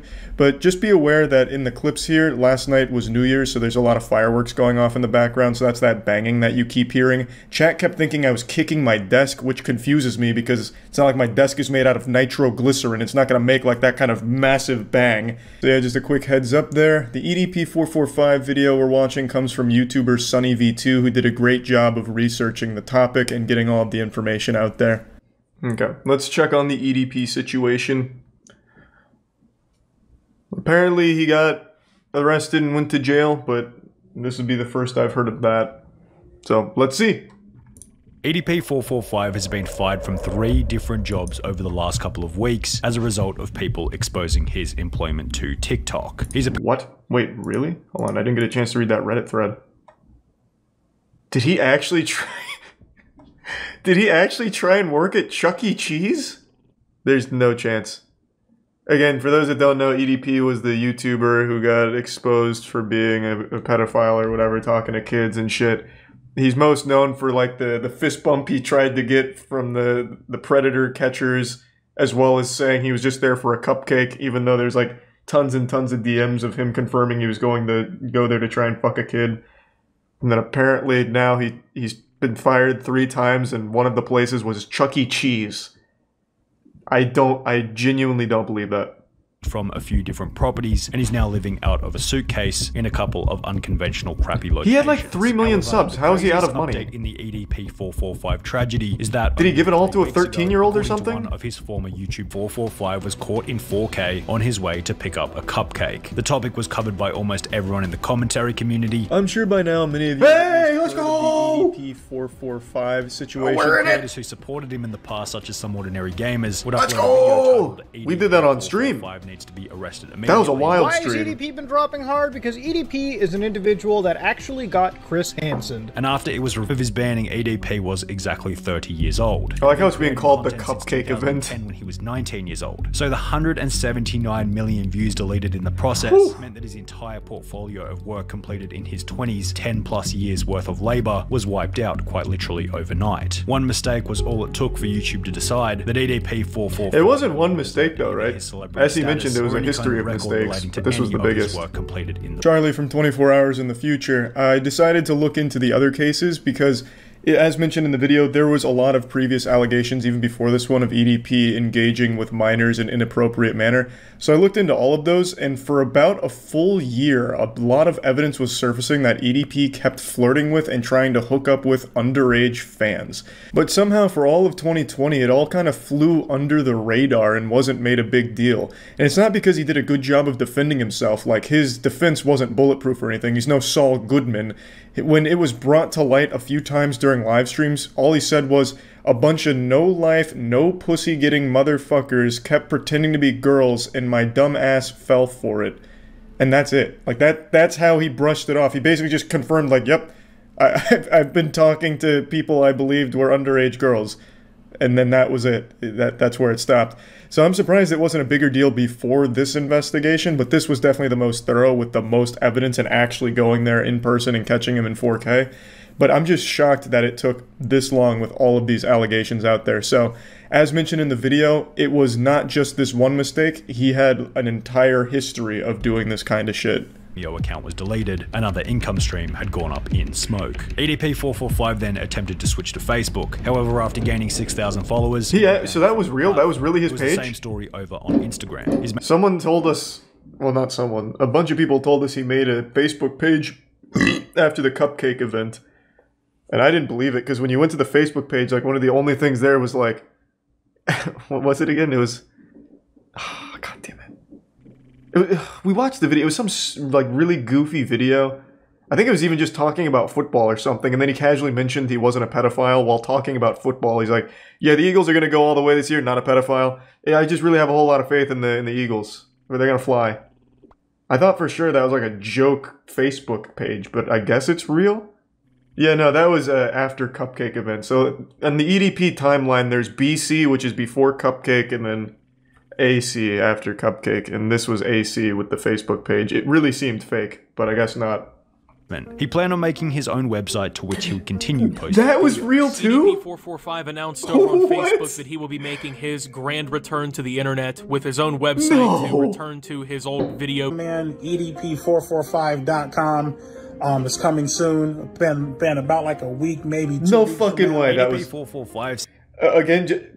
So we've been in this lore for a minute, playing in the pig pen, with all this exposition here, in real time. The website, I also was told, was previous clips from older videos where he mentioned wanting to start a website. This was not after the Cupcake tragedy, but I guess that was inaccurate. So he really, after getting banned everywhere, tried to make the EDP website. I don't know what the fuck would be on there besides, like, I don't know, baking recipes or some shit and then talking about the Eagles. But, man, my God.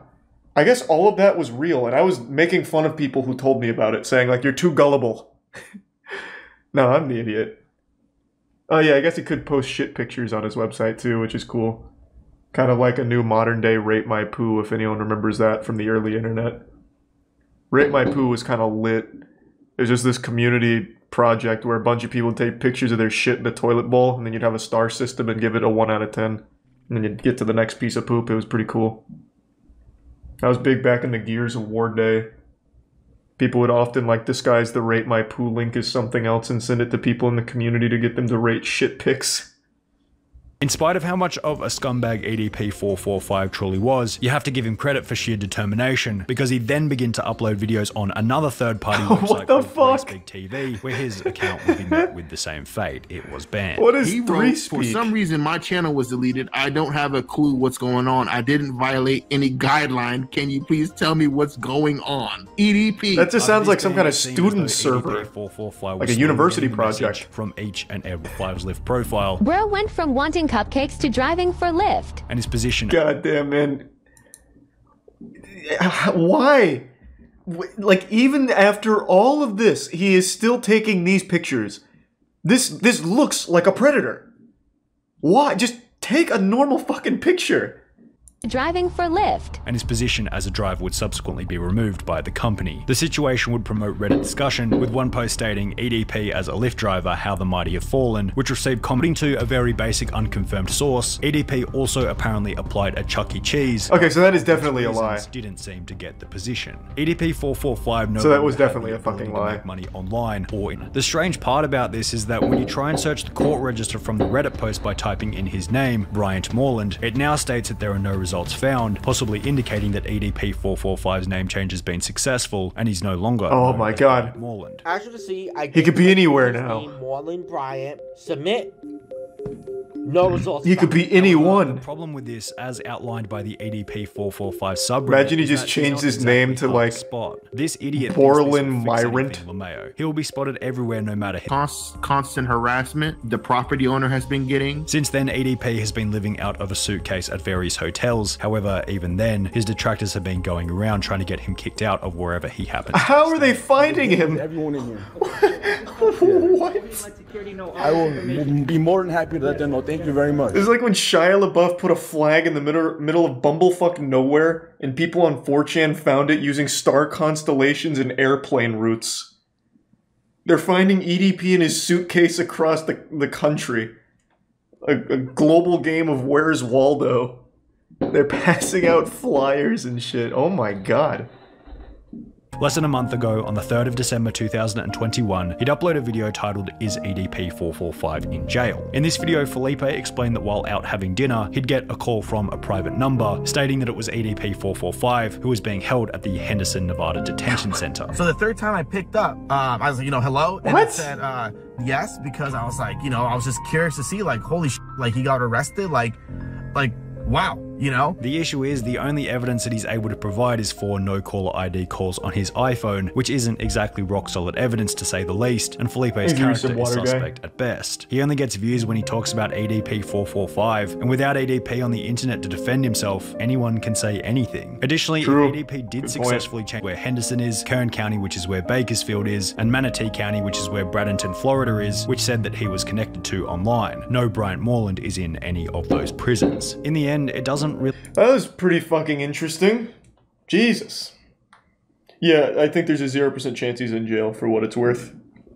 Almost every single time when there's like a vigilante predator hunter that exposes a predator, the law enforcement throws out the case pretty much on the spot. The shit very rarely leads to like incarceration for the people that they catch. It's only in really rare circumstances. Like, even that PlayStation guy that got fired from PlayStation for being outed, he's not arrested or anything. But, I mean, even still, it worked really well here. EDP lost every platform that he could use to prey on children, so overall, net positive. Even if he's not in jail, like the video mentioned at the end, his life is kind of like a perpetual fucking jail, because people are still hunting him, I suppose. Still locating him. So, where does that put us in the Eat the Pussy 445 universe? Where is he now? What's true and what's false?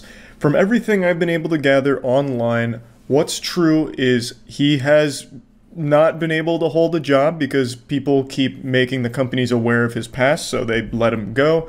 He has been evicted from the places he's tried to stay. He is struggling with money, which absolutely blows my mind, because at 2 million subs, and the amount of money that he'd be making at 2 million subs, he should have been set for life, so he must have a problem with spending money. Even though a lot of his content would get demonetized, he'd still have plenty, because demonetized content still makes money, and it's not negligible amounts of money.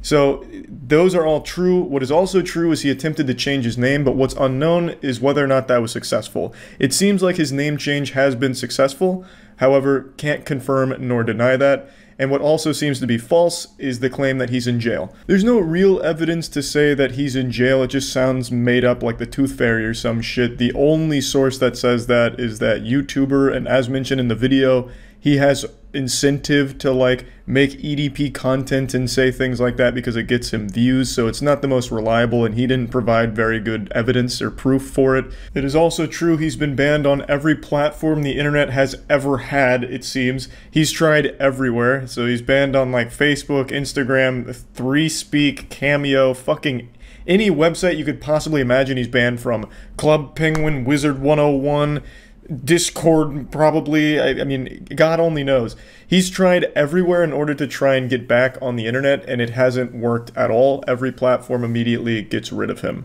So yeah, that's the full update on the Eat the Pussy 445 story. I just wanted to revisit this since this video was recently posted, and it's a story we followed from the very get-go. And yeah, that's about it. See ya. Hey asshole, I've got 2 important questions for you. How far would you go for a sponsorship? And how far would you go for YouTube views? Would you crash a plane? Would you commit a felony? Huh? If your answer to that question is no, then you're a pussy and a coward.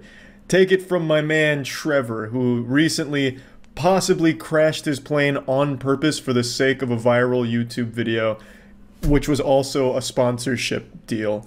It's a pretty wild story and one that I've been following actively since the day it was posted, which was about 13 days ago now. So, just to break it down, I'll go ahead and play some footage quickly. An extreme YouTuber named Trevor, who's known for doing extreme shit like piloting, parachuting, skateboarding. I swear to God, this dude will finger blast your girlfriend while hitting a kickflip. He recently posted a video called I Crashed My Plane, and in the video he takes his friend's ashes and says he's going to spread them over his favorite mountains, but while on the flight, something goes awry. The engine stalls and he immediately abandons ship and just bails out of the plane. It honestly looks like in a video game when you press the wrong button when piloting, you just like accidentally jump out. And then he makes sure to get his GoPro and selfie stick ready so he gets some awesome footage of him skydiving basically from the plane that is inevitably going to crash. And while watching this, it seems like a scene right out of the Power Rangers movie from the early 2000s with Ivan Ooze, where the Rangers skydive, but they're hitting like all these gnarly tricks on a surfboard. That's the exact same vibe I got from this part. And then he parachutes, he lands, and then he hikes up to the crashed plane to observe the wreckage. And you can see it's completely totaled, it crashed into the side of the mountain, and then he's just kind of talking about it and then hikes back to civilization. Now I watched this on stream last night, that's twitch.tv/moistcritical. I stream every day, come stop by, it's the only stream guaranteed to get you laid. I'll put a link in the description. And while watching it with chat, we were just kind of going over everything, and then I watched a video that kind of talks about all of the things that are wrong with it. I'm no pilot, I'm really fucking dumb when it comes to aircrafts and everything, but there's a lot wrong with the video that the actual pilots have pointed out, and a couple of them that I'd like to just mention right away is almost no pilot flies with a parachute. That is very alarming for most pilots to see, apparently. And even he himself never flies with a parachute. In all of his other videos, he's never wearing one while piloting. He also doesn't really try to do anything to solve the problem. When it stalls, it also stalls at a very convenient cruising altitude. And instead of trying to actually fix the problem, he just immediately bails out. And as another YouTuber pointed out, it's very suspicious that while something has gone wrong with the engine, we never see inside of the cockpit. All the cameras, like there's 12 cameras on this fucking thing. It's like a goddamn complete 360 video basically of all the camera coverage, but not a single time while the engine is apparently malfunctioning do we see anything in the cockpit. We only get the outside exterior shots of him about to jump out. So that was another very suspicious thing. A couple other pilots pointed out weird things that they noticed in the cockpit itself before everything goes wrong, and just so many things that make this video very suspicious. Seeing the YouTuber who crashed the plane for views? Yeah! I actually saw that the day he posted it. Someone sent me it in an email. Yeah, his name's Trevor Jacobs, the guy who crashed this plane. He still got it up, too. Oh, he turned off comments. You coward. Oh, you blew it, Trevor. You blew it. Yeah, so this dude... I mean, I'll let it play. Thanks for some bees.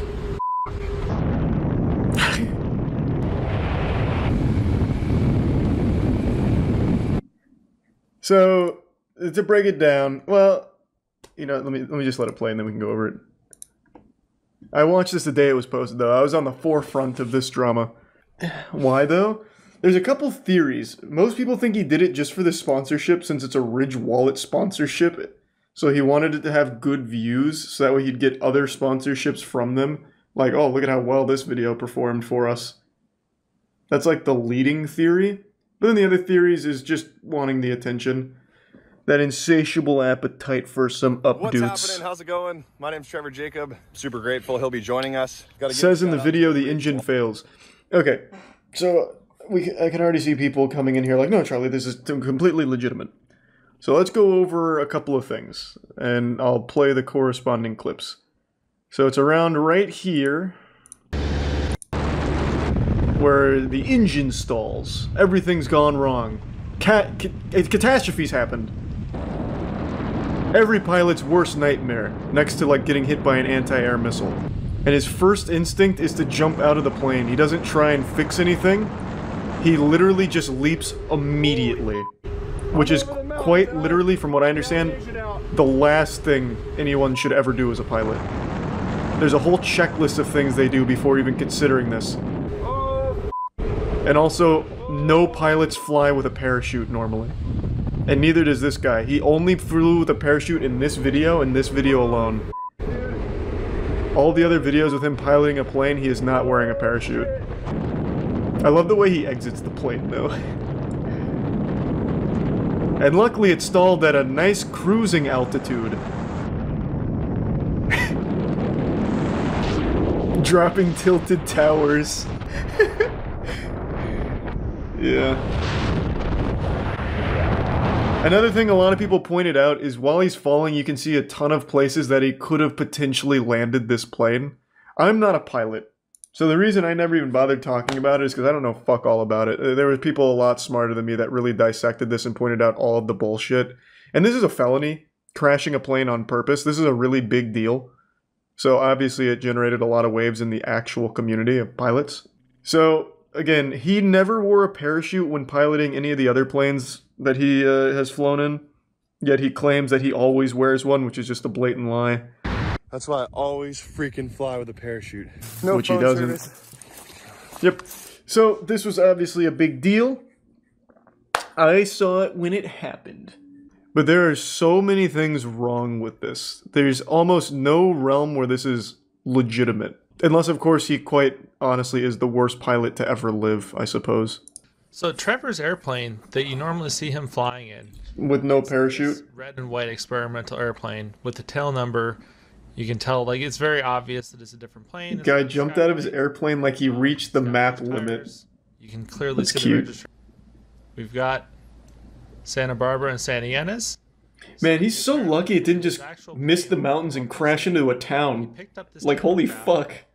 And then it does seem like the numbers have been painted over or obscured in some way, though, because you can never get a clear. Why would that help his case, though? See what the numbers actually say. If you can't see the numbers, why is that helpful to him? Because they can't track the flight. Where's your paraglider? But how does that help them if they can't track the flight? Can't they just watch this and pretty much plot the flight like this YouTuber did? I don't see how it's not. I don't see that how it helps them though. For no room for speculate. Okay. I mean, I guess, yeah. I suppose. It just feels stupid, because if he's going to film this whole thing, he should obviously know that they can find his course. He shows him leaving the airport, and, like, that's probably... If 4chan can find Shia LaBeouf's flag in the middle of fucking nowhere by airplane routes and constellations, I'm sure the FAA could probably figure out where this dumb asshole was going, and what mountains he crashed into, considering there was only 2 possible locations nearby. So if we take a look at the oh my god, flight, what am I looking at? Have right here, fuck? He said that his destination. Oh my god, Jesus, fuck. Up here. So this is where he started. This is there. We're in the mainframe. I felt like I needed to say something. A lot of other people have questions too. That's another thing I noticed. The actual pilot community is for some reason like the most respectful and nicest community of all time that I've ever seen on the internet. Like, in the comments before he disabled them, all the pilots that knew this was bullshit, they were like, well, there's a lot of inconsistencies with what I'm seeing here. I'd like to trust you, and I think against my better judgment I will, but here's everything that's clearly wrong about everything here. And even this guy's video, which is basically an exposed video, amounts to him just saying, like, yeah, we'll give him the benefit of the doubt. It's probably just, about a lot of weird things happening. Yeah, plane people just seem super nice. And this exposed video is so big brain, I couldn't even understand half of the things he used to debunk the bullshit. For me, I knew it was garbage when someone sent it to me, and the first thing the dude did was just bail out of the plane like it was fucking GTA. He tried no troubleshooting at all from a cruising altitude where he had plenty of time to at least try and, like, restart the engine or like, glide it to a landing nearby or anything. He's just like, yep, I'm fucking out. Peace. And then he has also one of the worst actors I've seen in a minute when he's like hiking through the place. He's like, freaking, oh my gosh, the freaking universe just saved me. The freaking universe is so good. This is why I always freaking parachute. I wonder if he's actually going to say anything about this at any point. I would imagine probably not. But he's kept the video up. So I wonder what's going to come from it. Again, it's a serious crime. Like a very serious crime. Low-key terrorist attack. I mean, it is, yeah, not super wrong. He just bails out of a plane and lets it crash. It could have crashed anywhere. He had no control over where that thing was going to crash, nor who was in the area nearby. And as we just saw in the last video, there's like a whole town that's not far from these mountains. And by not far, I mean they're literally right next to these mountains. Now, I didn't mention this on stream, but it's something I thought of right after ending stream. If this video didn't have the plane crash, then what was the purpose of the video? It's basically just a video of a guy flying his plane and then landing it. I guess the draw of the video could have been spreading his friend's ashes, but that's a very personal thing and not exactly like a viral piece of content. And Trevor's channel is full of nothing but extreme moments. Like all of his piloting ones have like scary stories or taking people up that are very afraid, and it's all very like exciting stuff. Whereas if this video didn't have the plane crash, it's literally just him flying and then landing. And this has a sponsor on it. Sponsors typically want to be on a piece of content they're confident would perform well. A video where Trevor just flies and lands isn't exactly going to be something that really fucking pops off in the algorithm or anything like that. But a plane crash, well, that has the potential to really get wacky, and especially for a sponsorship, it'd be something they'd be confident in doing well. And I'm sure Trevor would have come up with a plan to make the content more exciting, considering all of his other content is, like, over the top. Whereas this one would have just been flying and landing. So it just seems really out of character, and there could be merit to that argument where, because it was a sponsorship, Trevor felt like he needed to do something bigger, so he came up with this plan of crashing the plane. Again, all of this could be completely genuine. Maybe all of this is real, the plane really malfunctioned, there was no saving it, so he bailed out. But with everything pointed out by the actual pilots in the community, as well as everything they were able to uncover, it seems unlikely. It seems more like this was a stunt to generate views and interest in his channel and content, which is pretty fucked up if that is the case. But anyway, I just wanted to talk about this. That's about it. So yeah. Yesterday I learned about an extremely tragic and weird situation involving the mysterious death of a 26-year-old Brazilian YouTuber named Carlos Medeiros. On December 25th, he was reported missing. A big search ensued to try and find him, and eventually one of his childhood friends saw his body poking out through the dirt on a couple's property. Upon digging up the area, they found Carlos Medeiros' corpse. It was buried in a shallow grave on this couple's land.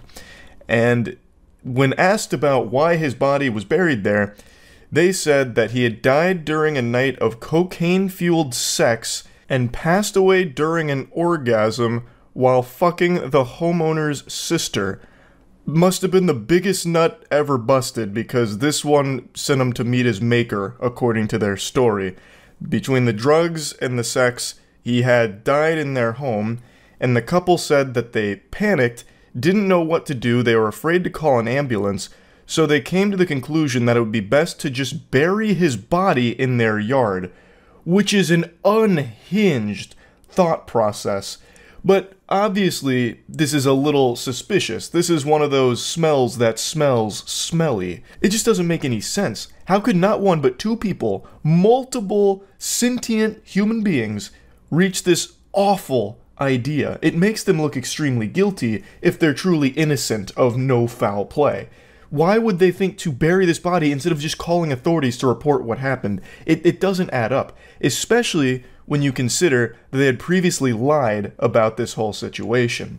Initially, they said that Carlos Medeiros left their house, and they had no idea where he was, and they had even allegedly made a social media post saying that they've got to find Carlos Medeiros. Come on, let's all find Carlos Medeiros. We gotta get him back, knowing full well they had buried him in their property. So that just, there's something not right there. This is like a plot line out of LA Noire. So it's a really fucking wild story, and there's actually more to it that I went over on stream, so I'm going to play you those clips now. There was a YouTuber who was buried in a backyard. Oh, you're talking about, the Brazilian YouTuber, right? Hold on, I'll pull that up in a second because that was kind of crazy. Let me send a quick text. 26-year-old Brazilian YouTuber found in neighbor's backyard. It was Carlos Medeiros. The body of a 26-year-old Brazilian YouTuber has been found buried in the backyard of some of his neighbors. He was reported missing on Christmas Day after he failed to return home for dinner with friends who later said that he had left their home late at night. Medeiros' family searched hospitals and woods until Saturday. Someone saw a mound of dirt in the house of this couple he had visited for the holidays. They went in and saw my brother's t-shirt showing in the dirt. They called the police, who went there and found him buried. So, here's their defense. The couple who owned the home claimed that the influencer died while doing drugs and having sex with Caroline's sister. The couple's version is this. They buried him because they didn't know what to do with the body. That is the most dog shit defense I've ever heard. What do you mean you buried him because you didn't know what to do with the body? You just call the police. That's nobody's first instinct. To bury a body is such an incredible time commitment. Like, there's no way that was just impulsively done. It's not like, alright, just quickly throw him in this fucking, grave we made. This is absolutely seeming like they killed him and tried to hide the body. Poorly, in a shallow grave. Because of the drugs, assuming it wasn't murder. Yeah, well, I don't think they've ran a toxicology report or anything yet. I think it's still too new. But they're saying that he allegedly had an overdose while taking Caroline's sister to have sex in the bathroom. At the moment he was having an orgasm, he felt unwell and fell dead. Which I don't believe for a fucking second. Because, like, I would believe it if they didn't bury his goddamn body in their garden. Also, if that is how he died, what a crazy way of going out. That is a rock star's death right there. Man's out there fucking boofing meth, all kinds of shit. Making a cocktail of ketamine, all kinds of wild shit. Has sex and dies during an orgasm. What a way to go to Valhalla. Merry fucking Christmas, I guess. I guess so. But I don't believe that story. I really don't. If the report indicates that his death was accidental, the couple will be charged with concealing a corpse. If it is proven that he is murdered, the man and the woman will be charged with homicide. Simple enough. The Post reported that the couple turned themselves in to authorities on Sunday. Now an autopsy will determine the cause of death.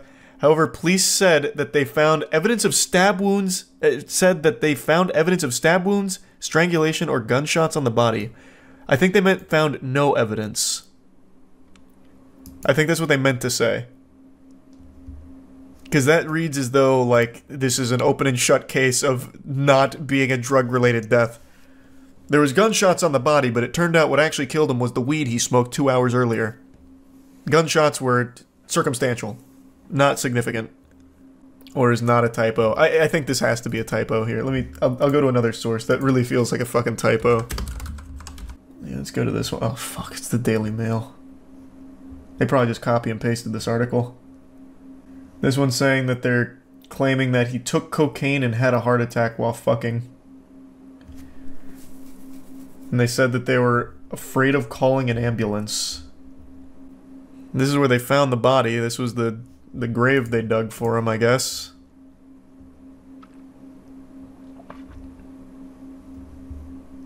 The couple had initially lied and said that Medeiros left their home after dinner before later confessing to a different story.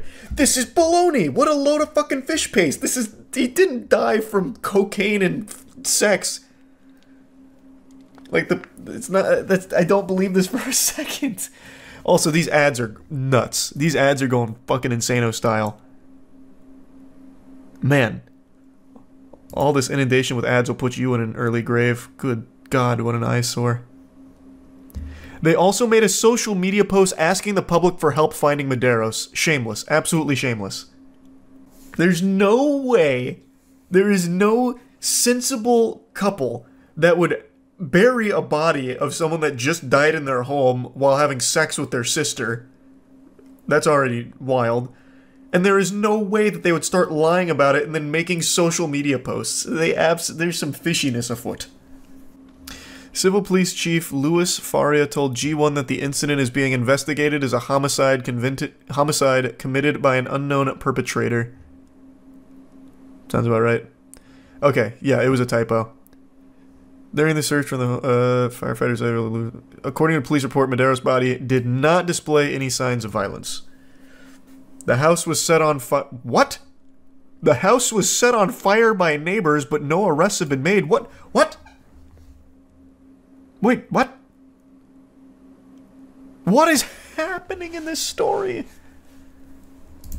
It's like an episode of CSI that just keeps going. So their house got set on fire?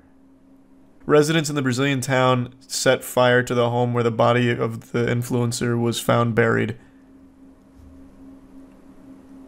Jeepers creepers, Jiminy Christmas!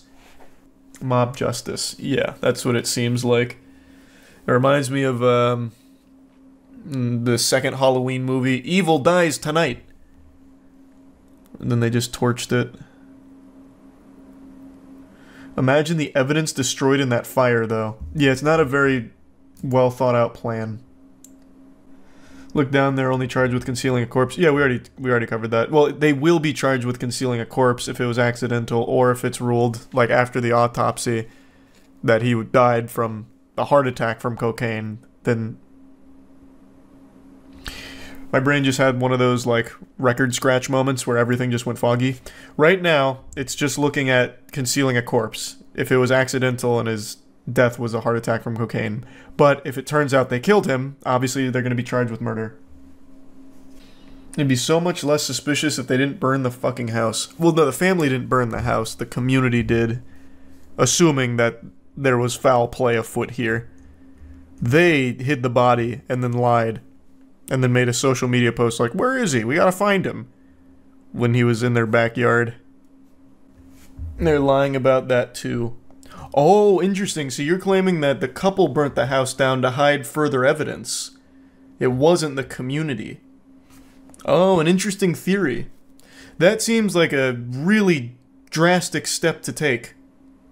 When they could have just scrubbed it all with bleach.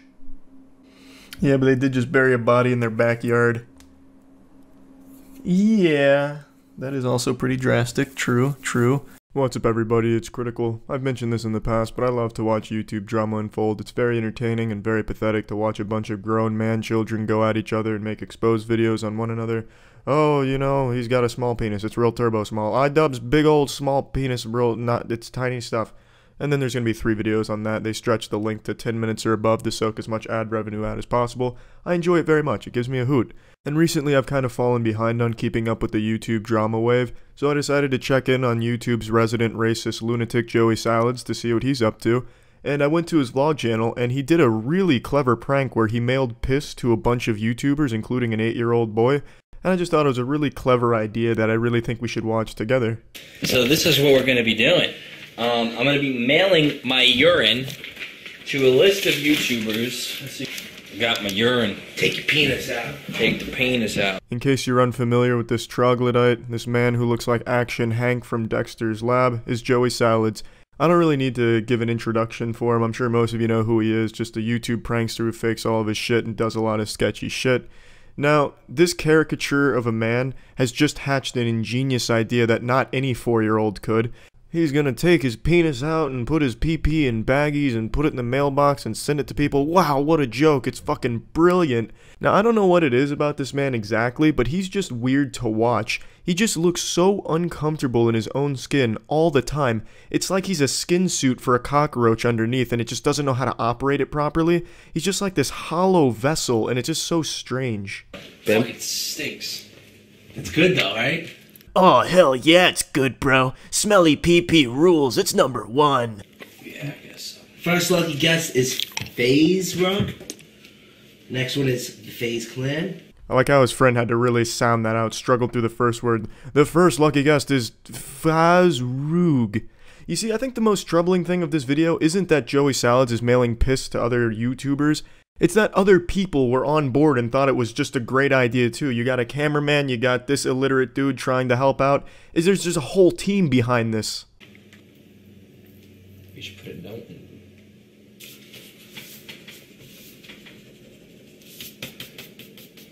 Joey Salads piss. So this middle part of the video is pretty much them just putting their collective heads together, trying to figure out how to put the bags of piss in the envelopes. Ooh, I took a physics class in middle school. I've got this covered, boys. No, but wait, I took woodworking. I'm in charge. You know, just a bunch of bullshit. And it's truly a Herculean task for them to accomplish this. I don't know if you want to put a little sex note, because this is for Sniper Wolf. Oh, great idea, bro. You're right. This one's going to a girl. They have vaginas. Make sure to say something about her pussy. Yeah, just, oh, you got a big old clitoris. I want to put my smooth sailing wiener on top of. You know, I'd like to just assume that this isn't really his urine, though, to be honest, because he's faked everything he's done on his channel. I don't see why this would be an exception, and especially just looking at his piss jugs, it's pretty fucking dark. So unless this man just never drinks water, I'm leaning towards it being fake urine. It looks like lemon drop shots in the jugs, and it probably tastes about the same as lemon drop shots. But you know what, maybe I'm wrong. Maybe this is where he draws the line. You know what? I will fake anything but my urine. I swear to God, I could go down in history as the worst fake prankster ever, but I will go down as a man who did not fake his urine jugs. Ugh. Holy shit, check out that magic trick. A douchebag spun a bag of urine. Are you not impressed? I like how he has to stop the operation just to play with his bag of piss a little bit. I also like how he looks at it really hard for a second just to confirm the authenticity of it. Yes, this is my pee-pee. I'm gonna need to take a swig of it though just to make sure it's my brand. Tanner Pratt. I don't want to butcher his name on camera, so... Tanner. Tanner who? Tanner. Yeah, he doesn't want to butcher his name on camera. Meanwhile, he has butchered every other name on that entire fucking list. And then he starts to get a little offended. Tanner filled the mesh. Fuck, I didn't know I was gonna get quizzed on this, Joey. Fuck! Bogarden Dick. Oh yeah, that sounds right. One of the most common last names in all of America. Bogarden Dick. See what you make me do, Joe? Butcher people's names when they watch it now. You see what you make me do, Joey? You make me look so dumb in front of my internet friends. You know I didn't finish Hooked on Phonics. Who's Jake Angeles? Jake Angeles? For 1 second, I thought he got a name right until he was corrected. He has genuinely not been able to read one of the names correctly yet. Christmas cards. Oh, they gotta open it on camera. So Douche Tits McGee and his excited Oompa Loompa sidekick start shoveling the piss-filled envelopes into the mailbox and creating an awful Christmas jingle. And that's about all she wrote. You got Igor over there on the left, who's probably smuggled one of those piss-filled envelopes for himself to enjoy later. Just open it up and take a big old huff. To be honest, I actually feel bad insulting that guy, because I'm actually kind of concerned he might have some type of mental deficiency. And if that is the case, I would feel extraordinarily bad. But for now, I'm just roping him into the same douche category as Joey Salads, because that's how it is portrayed in this video. And I would like to reiterate just how awful that Christmas jingle is. But who knows, maybe it'll catch on. Maybe next Christmas we'll all be having a salad-themed Christmas get-together. We huddle around a fire, we chant that song, we ululate that jingle, and we open our piss-filled envelopes sent from Joey Salads, who climbed down our chimney and pissed right into our baggies and left it for us. During a fan mail bid. That's now it. We go home and wait for my the next upload. For our friends. Thank you guys for watching. Stay tuned to their videos. If they show the piss, tell them who sent the piss. Words very well spoken, Joey. Now, you've truly outdone yourself with this prank. It's absolutely amazing. It's nothing short of awe-inspiring. I can't wait for Joey Salad's next prank where he ejaculates on the heads of sleeping homeless people. Man, that'll just be great. Oh, goodness me, I think I've hatched an even better prank idea. Really turn it around on the master himself. What if all of us took a shit in a bowl, put it in a box, and sent it to Joey Salads? So that way when he gets it, there'll be shit everywhere and it'll smell like poopy. Whoa, we could call it a shitty salad surprise. Damn, what a great prank. Fuck you, Joey Salads. Now, I mentioned in the start of the video that he sent one of these piss envelopes to an 8-year-old boy. Well, here's that 8-year-old vlogging boy receiving that piss bag. It looks like something's leaking. So, yeah. So when we opened it up, Lo and behold, Joey Salad's pee.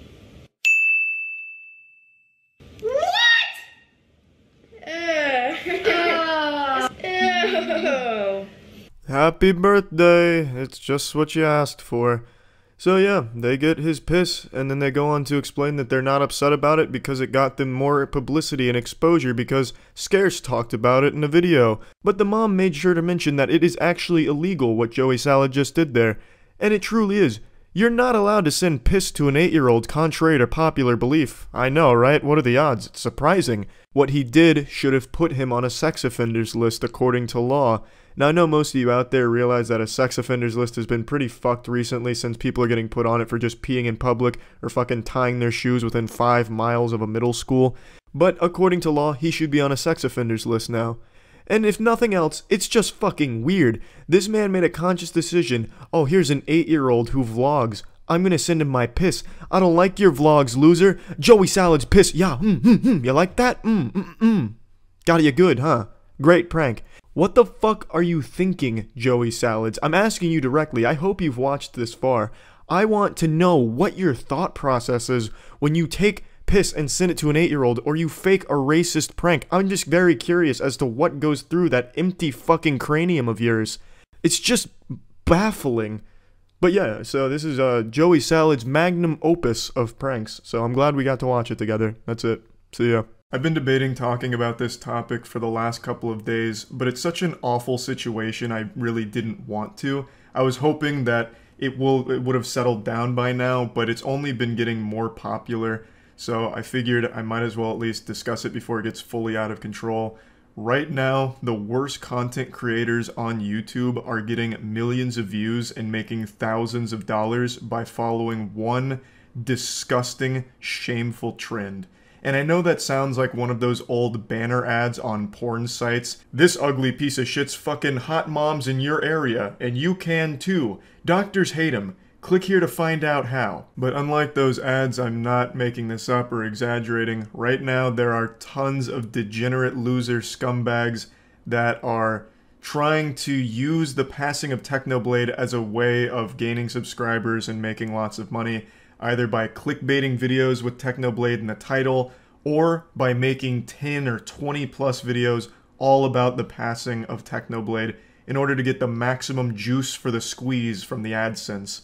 It's so disgusting and shameful. It's fucking vile. I'm certain all of you have heard by now, but just in case, Technoblade was a very large creator on YouTube. He had a massive audience and was a very influential and inspirational creator to a lot of people and channels. And unfortunately, he passed away recently. His father made a heartbreaking video going over the whole situation, and it's just been really sad. So obviously a lot of people on the internet have been mourning the loss of Technoblade. However, there's been some extremely twisted, sick fucks that have tried to use this situation as a way of financially gaining. It's like some actual villain shit. Like Mr. Krabs with dollar signs in his eyes once they saw that Technoblade passed. They immediately started making videos on it, clickbaiting him, and really trying their best to capitalize off the passing of an absolutely great person. I'm not going to show you very many of them because obviously a lot of it is just done for the attention, like the rage clicks. They just want to farm as many views off it as possible, so I'm only going to show a couple here. This first example comes from a channel named It's Owen, and of course this video they posted isn't real, it's just clickbait. And I was actually familiar with this channel before they posted this video, because this channel was notorious for dog shit clickbait. He'd constantly post things like, I met Mr. Beast and he was very mean to me, even spit on me, parentheses, very rude. Or, Mr. Beast forgot to stop recording and his wiener fell out, yucky. Oh, and then also some shit like, a fan asked PewDiePie for an autograph and ended up in the hospital because PewDiePie beat him within an inch of his life, parentheses, not nice at all. Just awful garbage. I have more respect for shit stains in a gas station urinal than I do for Owen, but at least there's a happy ending here, because Owen did get banned for this, and he's whining on Twitter about it right now. He checks in almost hourly to see if YouTube's decided to overturn their decision, and we can only pray they don't. Justice has at least been somewhat served with Owen being off the platform, but from what I understand, he actually has another account, or even a couple other accounts. Going back on his Twitter timeline, it seems like he has a side hustle of creating YouTube accounts, posting absolutely abominable clickbait on them in order to gain subscribers quickly, and then selling those accounts, as well as the play buttons associated with them.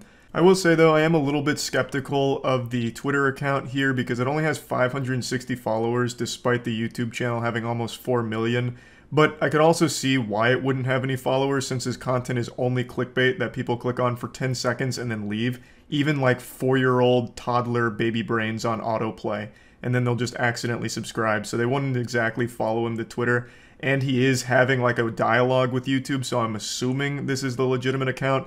His newest post is also super embarrassing. It just says new bitch with him pinching a girl's ass. I don't know how people get delusional enough like this to think that these pictures are cool.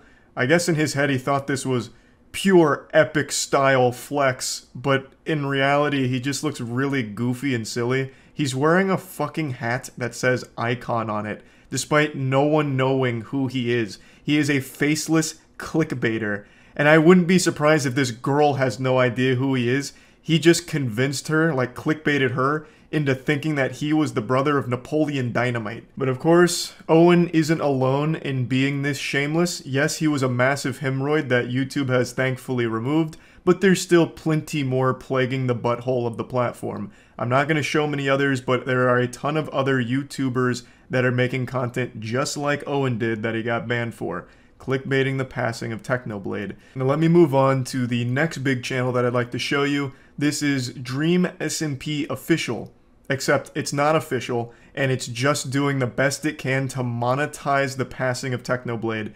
They have posted 25 Technoblade videos since his passing. My heart goes out to his family and loved ones. Hug those that are close to you.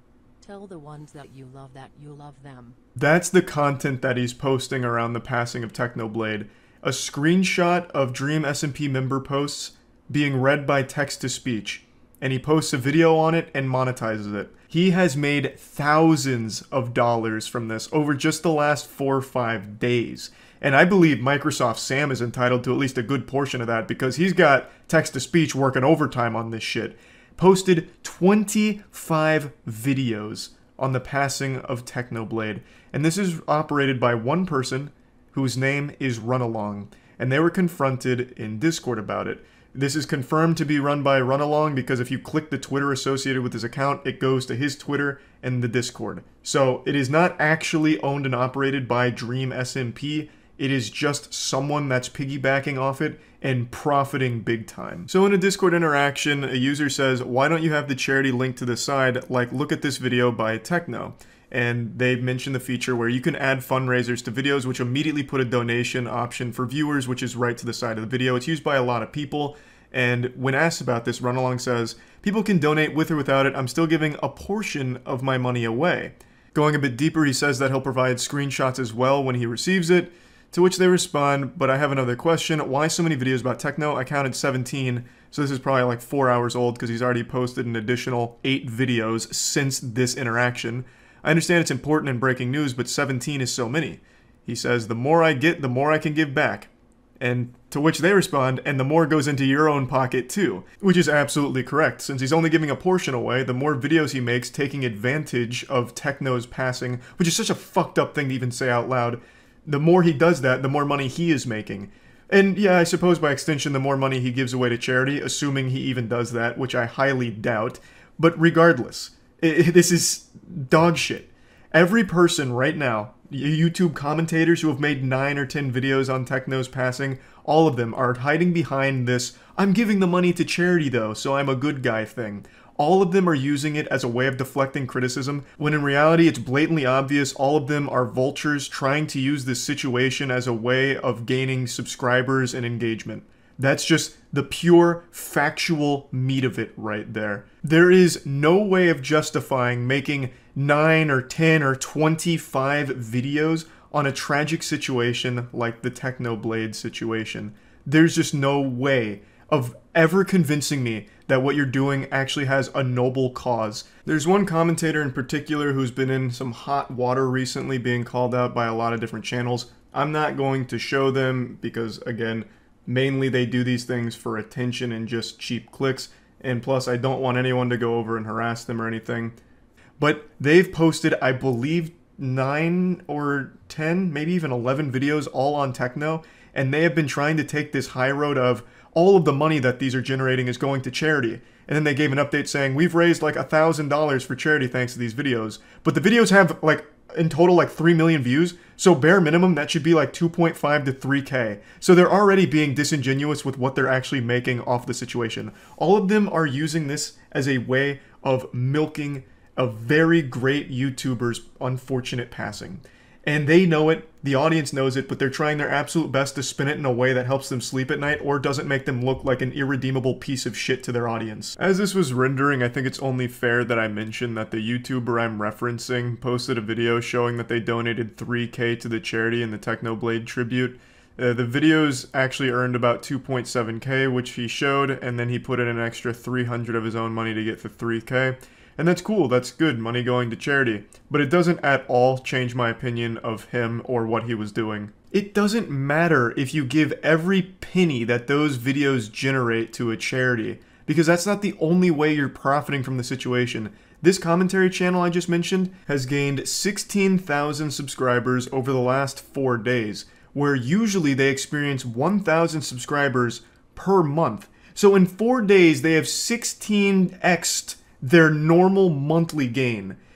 That's fucking wild. What are you gonna do? Start donating subscribers to a charity as well to make up for it? You're not the good guy, no matter how hard you pretend to be. It's more than just profiting like actual dollars from AdSense. You have gained so many subscribers off of this situation. And even if all of the videos were not monetized, like if all of the Dream SMP videos weren't monetized, all 25 of them had no monetization at all, same with the commentary videos, even if none of them were monetized, you are still directly putting your mouth on the teats of this and milking it and capitalizing off of it. It's always great to celebrate a donation to a good cause, but that doesn't mean you have to celebrate the person that did it. Now, I want to make it clear before things get mixed up here, I don't think there's anything wrong with making a video on Technoblade, like a tribute to Technoblade, talking about them, going over what they meant to you, as well as just the internet as a whole. I think all of that's very positive and wholesome and can be great. And donating the money that those videos make through AdSense to charity is even better. But there is never a situation where you're gonna do that 8, 9, 10 times genuinely. Like, there's just no reason for it. That's milking it. That's taking advantage of it for your own personal gain. There's being respectful, and then there's being shameful. And it's very clear where most of these fall.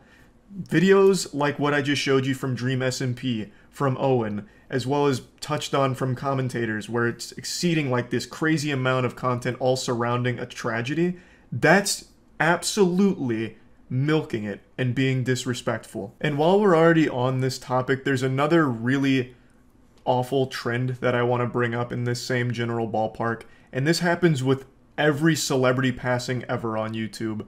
There's always going to be those children that come from loveless, broken homes that'll make a video talking about why it's a good thing the celebrities died, or summoning that dead celebrity at 3 a.m., or they're in hell, burning in hell, all of that awful, disgusting shit. That's unfortunately been happening with Technoblade, and a lot of people have been posting that content all around the internet, and people have been sharing it in order to go to the video and leave hate messages, and that's exactly what they want from you. The reason those videos get made is for those hate messages in the comments. They're done in order to get quick views from people that are outraged by the content. They're doing it as outrage bait to farm engagement that way. So the best thing to do with that is completely ignore it. That's existed for a few years now in like a big way, and it's probably going to continue to exist, and the only thing you can do is not go over there to give them any sort of attention at all. It'll eventually just die out once they realize no one gives a fuck about them. They're faceless losers in real life, but online they can have some kind of presence by making people mad at them, and that attention is the only thing that gives them some level of comfort in life. It's sad, it's pathetic, but you have to just be strong enough to resist the temptation to insult them on the video, because by going to that video, giving them that view, giving them that comment, you're doing exactly what they want from you. So I just wanted to put that out there. I hate that shit, but you have to just ignore it. I think that covers pretty much everything I wanted to talk about today with this awful trend going around on YouTube. And yeah, that's really about it. So yep. You know those situations where someone was right about something and they always say like, I don't need to say I told you so, you learned your lesson, I'll be the bigger man here and not say I told you so? That's just such a load of dog shit. I'm 5'6", I'm not that big a man, so here's me saying I told you so. About like 6 months ago, maybe even longer, on stream, I went on a massive tirade about how the majority of those primitive building YouTube channels were fake.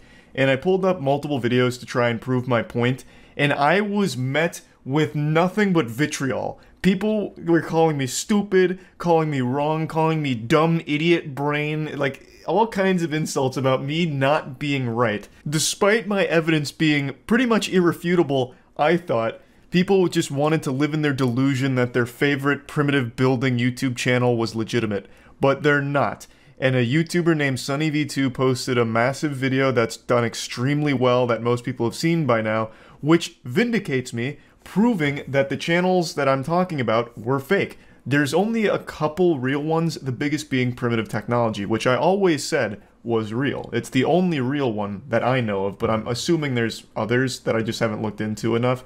But the majority of them, the very popular ones, are fake. Primitive Technology Idea, Mr. Tifu, like all of these massive ones that sprout up out of nowhere, get 500 million views, they have like all of these crazy intricate things like water slides with giant giraffes and crocodile statues in there looking like a fucking mini golf course that they apparently make out of sticks and stones. All of those are fake. Obviously. But no one wanted to believe me when I was trying to prove it, and now that Sunny's made a video on it, now everybody knows that they're fake. And people have apologized to me in Twitch chat for not believing me, and I accept your apology, but still, I told you so. Now let's go through the video and go through the evidence a little bit and get a little more in depth on it. Have you seen the video debunking those primitive building videos? I actually still haven't seen Sunny's video on it yet, but I also debunked those videos on stream, and I was met like I was trying to teach teriology. No one believed me. I tried debunking it on stream because I was telling people that most of them, almost all of them, are fake, and nobody fucking believed me until SunnyV2 posted his video on it.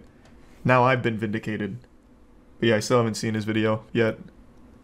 He came out with real evidence and explanation. Man, suck the dirtiest part of my ass. I came at you with, voice crack, with real evidence and explanation, but you guys didn't want to hear it at the time.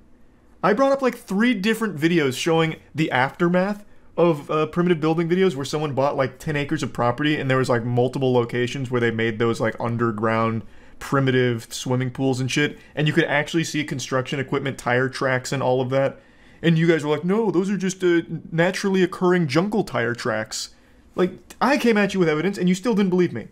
Almost every single primitive building channel is underpinned by countless different lies, and we've got tons of evidence to prove it. Goddamn right we do. Now, we need to put an emphasis on the fact that this is a 500 million views per video. Users. That channel name is so shameless, Mr. Tifu. Is it supposed to like capitalize off Tifu being a popular YouTuber in the algorithm? I'm actually not super familiar with this one. Was that the idea behind it? Users continued to mention one name over and over, crediting him as legitimate amongst the sea of phonies. Primitive Technology. Yep. The 10.4 million subscriber channel, which is when going back to the beginning of these silent, relaxing videos, it becomes pretty obvious as to why they're credited. If Sunny plays the same videos I played in my evidence, I'm gonna be tight. Primitive Technology cuts no corners and shows how each stage of the construction is legit. Yeah, Primitive Technology is real. Again, this follows the same format as everything else on the internet. Someone comes out, does something super impressive, legitimately, and a lot of other people will try and do it as quickly as possible to cut as many corners as possible to try and capitalize off it. It happens everywhere, so it's not like it's surprising that it happened with Primitive Technology. But yeah, he's legitimate. 100%. Or blue. And it's a weird blue colour.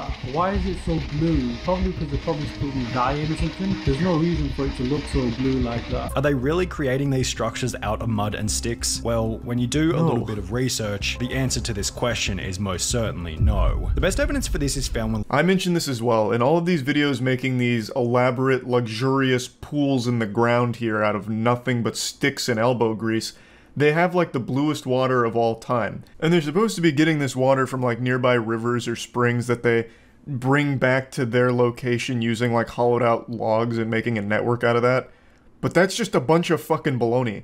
So in the rest of the video, you'll see the cameraman even mentions that they just bring water themselves and put it there. And in another video that I brought up on stream, also mentioned in Sunny's video, it's mentioned that the water that's at those pools isn't even close by. They don't actually use logs or anything. There's even like PVC piping and stuff in order to help with it. But that is just absolutely not even close to being real in any sense. Frame they're in an 8-foot deep trench. Now, if they're digging this deep with sticks, how are they avoiding large rocks and potential tree roots from, you know, the massive line of trees seen just behind them? Are they being assisted by large machinery? Well, no, we'll get to they're that just in a very little bit, strong. but first, let's focus on the clip where a guy in a white t-shirt can be seen working on a project in the background. Yet if No, that's just their cameraman. He's also using sticks over there in order to whittle out just a little stubborn branch is all. As the video would suggest. It is a large operation, as you may suspect, with a large team of I'm behind shocked. it. After he then offered to answer any questions we had about their channel, we attempted to figure out how many different construction sites before capturing over 8 minutes of footage with a drone. We'll refer to So you guys believe it when he puts this in his video? I pulled this exact fucking thing up in my rant on these things being fake. But now that he puts it in his video, you guys believe him? That is actually hurtful. That actually hurts my fucking feelings. There's initially a clip where 8 different workers can be seen standing around a rectangular hole in the jungle, followed by another grainier clip from a far distance, where somewhere between 7 and 10 people can be seen building a swimming pool. So to further explain this clip, which is something I've talked about at length, a YouTube channel named Photo Expression flew a drone around an area where a lot of these primitive builds took place. A lot of pools and structures like that. And he saw a lot of the aftermath, which is just a ton of trash everywhere, cement bags, tire tracks, as well as pointing out inconsistencies such as the amount of people that'll get like to work on these. So as you just saw, like teams of 7 to 10 in some cases, maybe even more. The cameraman even mentions that there's never really less than a dozen people working on a build. And this Photo Expression video just shows a lot of it and giving you a lot of insight into where the builds are taking place and how they're being done. Is when you compare his meticulous method of creating fire in the wild to the fire making of these Southeast Asian primitive channels. As mentioned previously, it becomes comical.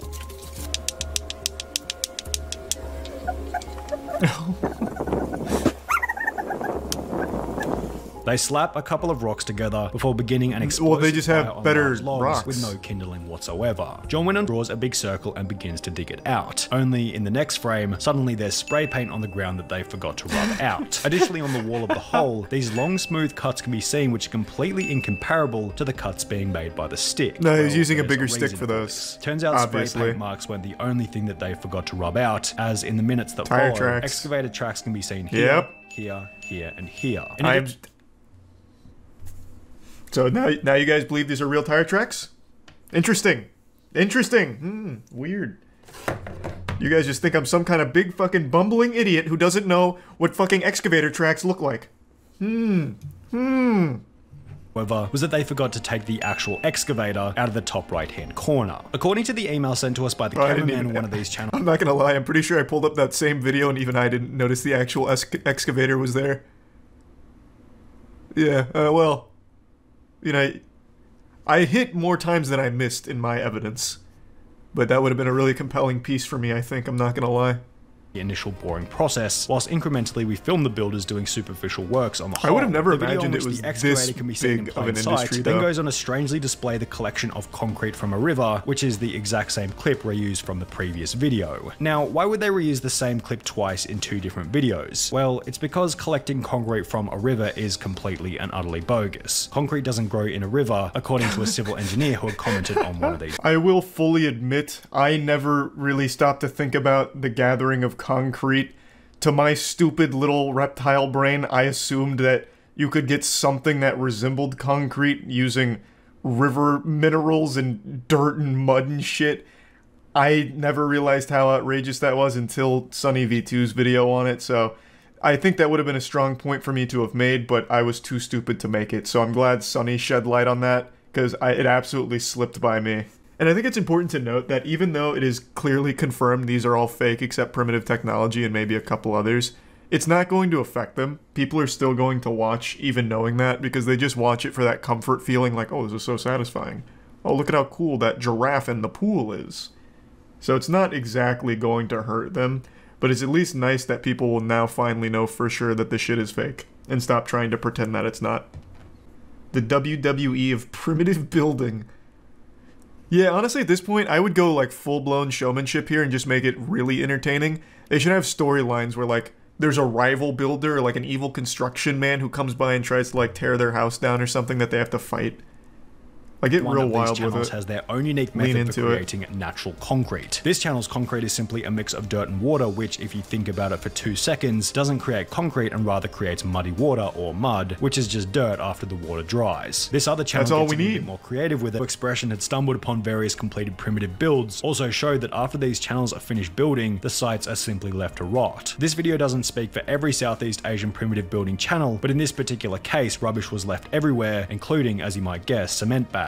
The fact that the videos are fake isn't were attached together then used to siphon water from a river to the pool, only there was no river. Photo Expression found the exact site of this pool, then stated in his video that in reality, the closest water source was more than 6 kilometers away. Instead, he found a bunch of blue plastic piping attached to a tap in the ground. The funny part is any scene where you see them sourcing water from some magnificent waterfall or lake, they're actually going somewhere perhaps hundreds of kilometers away and pretending to take it back. The video in which Photo Expression... This camera guy seems so nice. Like, he just seems like such a jolly guy. Just, like, actively making fun of them while still working for them. Well, that's a big I told you so moment for me there. Thank you, Sonny.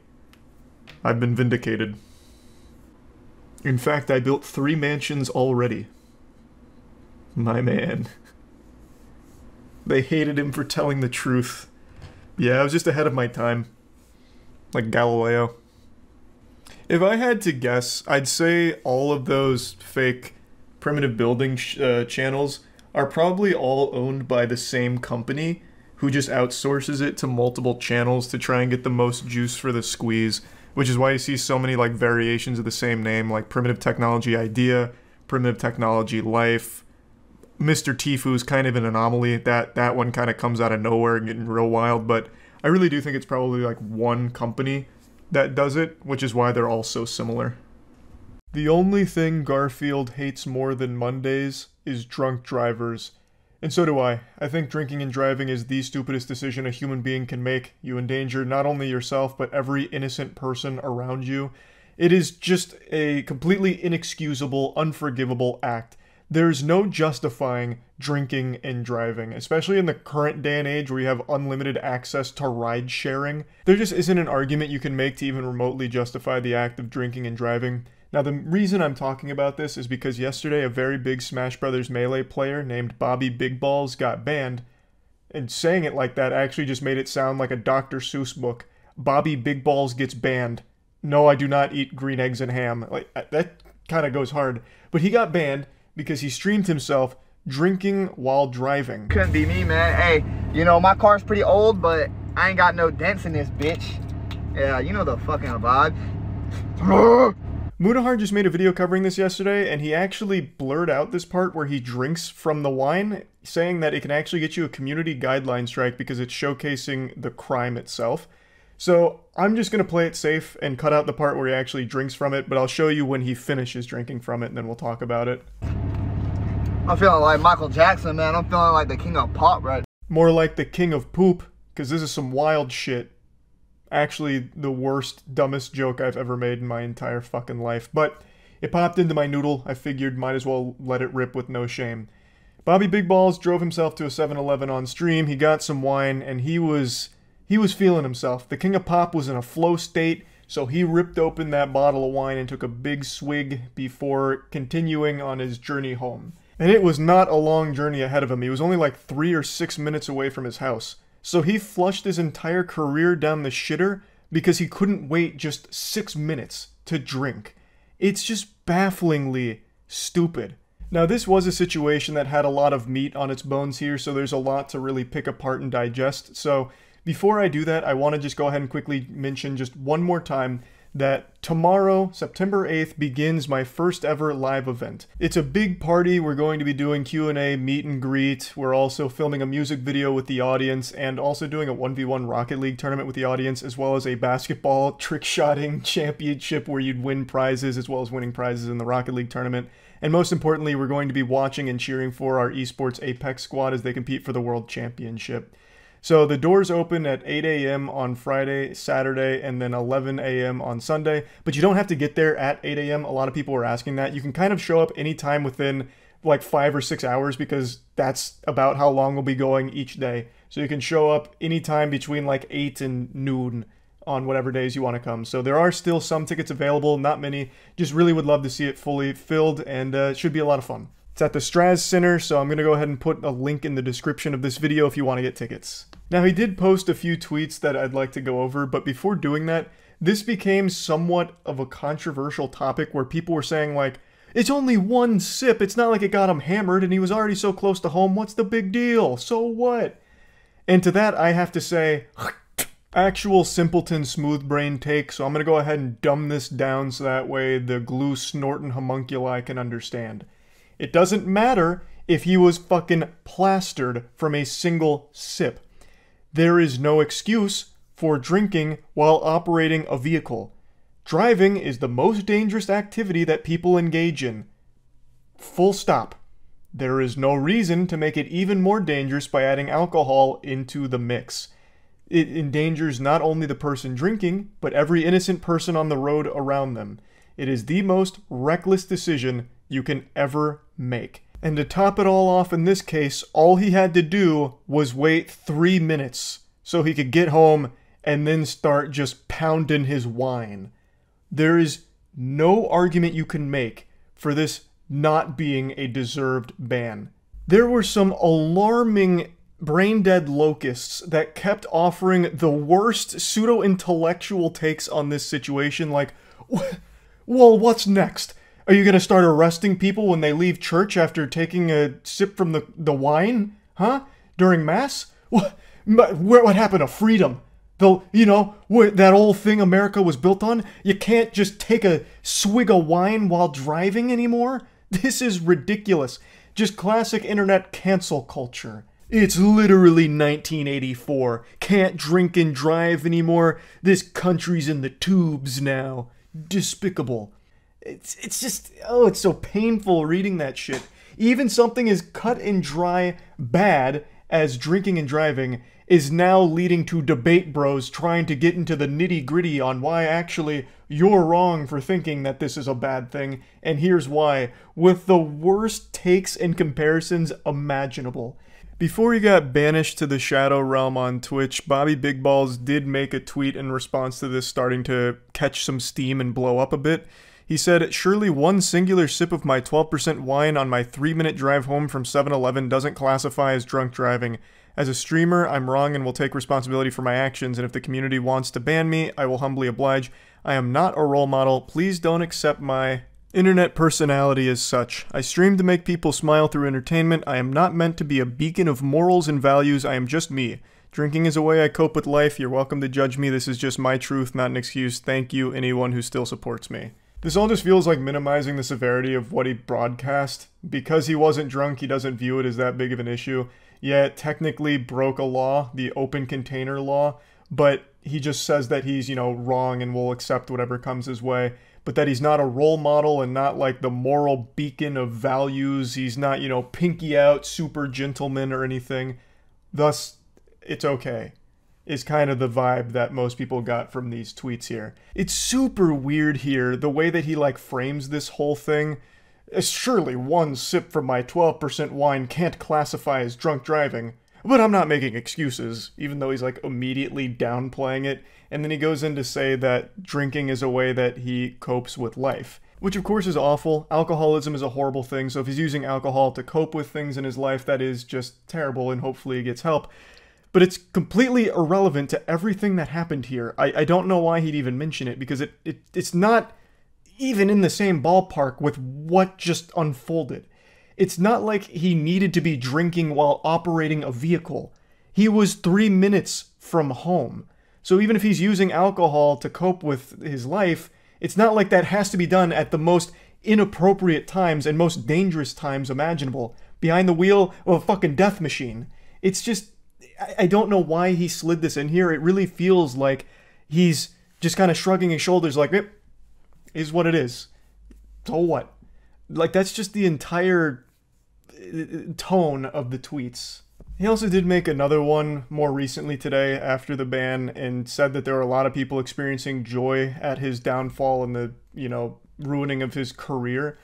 But I just really don't think that's the case. Like, this is purely the consequences of a really bad decision he made. I don't see a lot of people celebrating, like, happy to see him go. It's more so like, yeah, that sounds about right for doing something so stupid and so dangerous on stream. Like, it is sad to see that one awful decision did ruin his career, but it's one decision that I have legitimately no respect for. This isn't just like some whoops-a-daisy mistake that, you know, everybody makes. This is the most preventable accident. The easiest whoops-a-daisy to ever avoid. Just don't drink and drive. It's hard to have empathy in a situation like this when drunk drivers kill so many people every single year. And drinking and driving is such a real, huge problem. So, like, it is sad because I do know of this player. I do know of their career. And to see it end like this is really upsetting. But it's not like it's undeserved. I don't know if it's like a permanent ban forever. It might not be. It might only be like a week or something. Like, there's no telling right now. It's indefinite. But this is a crime he committed. And a very serious one at that, and one that I have been very vocal about for many years, about my absolute disdain for drinking and driving, drunk drivers, operating a vehicle while distracted. That also includes texting and driving, by the way. Anything that keeps your attention off of the road and puts you and everyone else on the road at risk is something I think is ridiculously stupid and fucked up. So yeah, anyway, that's really about it. So yeah. On YouTube, there's an unwritten rule that when violated, it ruins your image forever. It causes irreparable damage to your reputation, and there's really not much you can ever do to get back in the good graces of the platform. That is abusing the copyright takedown system. It's basically a 10 commandment that, when broken, is a cardinal sin that banishes you straight to the shadow realm in the eyes of everyone who uses YouTube. And unfortunately, a massive YouTuber today took a bite out of that forbidden fruit. His name is Brent Rivera. I actually recently talked about this goofball only 9 days ago. He was recently involved in some medium rare YouTube beef where he and another YouTuber named Tyler Oliveira were staying at the same haunted hotel that they were milking the tits out of for content. Now, I'm not one to usually believe in the paranormal, but after all of this going around here, I'm starting to think that Brent Rivera really did catch a curse from this hotel. He's now being haunted by a clout demon that's using his body like a fucking fleshlight, a little puppet that's forcing him to say the stupidest shit imaginable and has transformed him into an even bigger douchebag. But anyway, these two YouTubers stayed at the hotel. Tyler Oliveira started trolling Brent a little bit. He was clearly instigating, so he'd go up and like say, hey, do you fake your pranks? Nothing like super mean or aggressive or anything, just like, hey, you fake your pranks, don't you? And Brent would go on the defensive. He'd be like a cornered animal. He'd be like, oh, no, I don't fake my pranks. Do you fake your fucking pranks? And then throughout the night, the two would cross paths in what seemed to be accidental because it's not a huge area. And every time they did cross paths, Brent Rivera and his henchmen would insult Tyler. So it ended up just this horrible look for him where he looks like a piece of shit because he kept insulting Tyler. While Tyler did start it, per se, his was less egregious than everything Brent was doing, so Brent ended up looking significantly worse. It was very petty stuff. I covered it because I thought it was silly, but anyway, that's where it all started. That's why it's important here. So Brent Rivera was getting dunked on by his own community of 4-year-olds who somehow found Tyler's content, or I guess maybe a TikTok of someone dancing while explaining it, must have enlightened them and opened their third eye to the situation, because everyone turned on him. Brent Rivera got a lot of shit tossed at him. A lot of YouTubers started making content around him, and I guess at some point something must have snapped. The nice guy went bad, and Brent Rivera went rogue and started copyright striking and copyright claiming some people's content that was critical of him. And one of those YouTubers is a commentary channel named Dumpy. He's made a couple of videos clowning on Brent for this whole situation, and today posted this video titled Brent Rivera Wants to Delete My Channel, where he goes over what he's been dealing with behind the scenes over the last 12 or so hours, where Brent Rivera or someone that represents him on his team have been filing takedown requests on the content that's been laughing at him. And while those weren't taken down instantly, he did have one piece of content taken down, which was this video here, and it was taken down for harassment, violating the YouTube harassment policy. Now, I haven't seen that video, and I haven't found a re-upload of it, at least not as of right now while I'm recording this, so I can't access it, but I'm inclined to believe that this is a load of dirty barnacles. Calling out shitty behavior isn't harassment. There's nothing wrong with calling out a misbehaving bad actor to the principal's office and disciplining him. As I understand it, Dumpy was just bending him over and taking his hand to his cheeks and spanking him, letting him know that what he's done is cringe, right? Like, that's not that big of a deal. But sometimes there's always going to be big egos and fragile, sensitive, thin-skinned people, like Brent Rivera seems to be, who find this content and get upset about it. And then that broken YouTube copyright system starts to look real appetizing, like a nice big glass of water while you've been starving in the desert. And they just can't help themselves. Just like Adam and Eve, they just need to take a bite out of that apple. So, either Brent or someone on his team decided to start filing copyright takedown requests, which can result in strikes.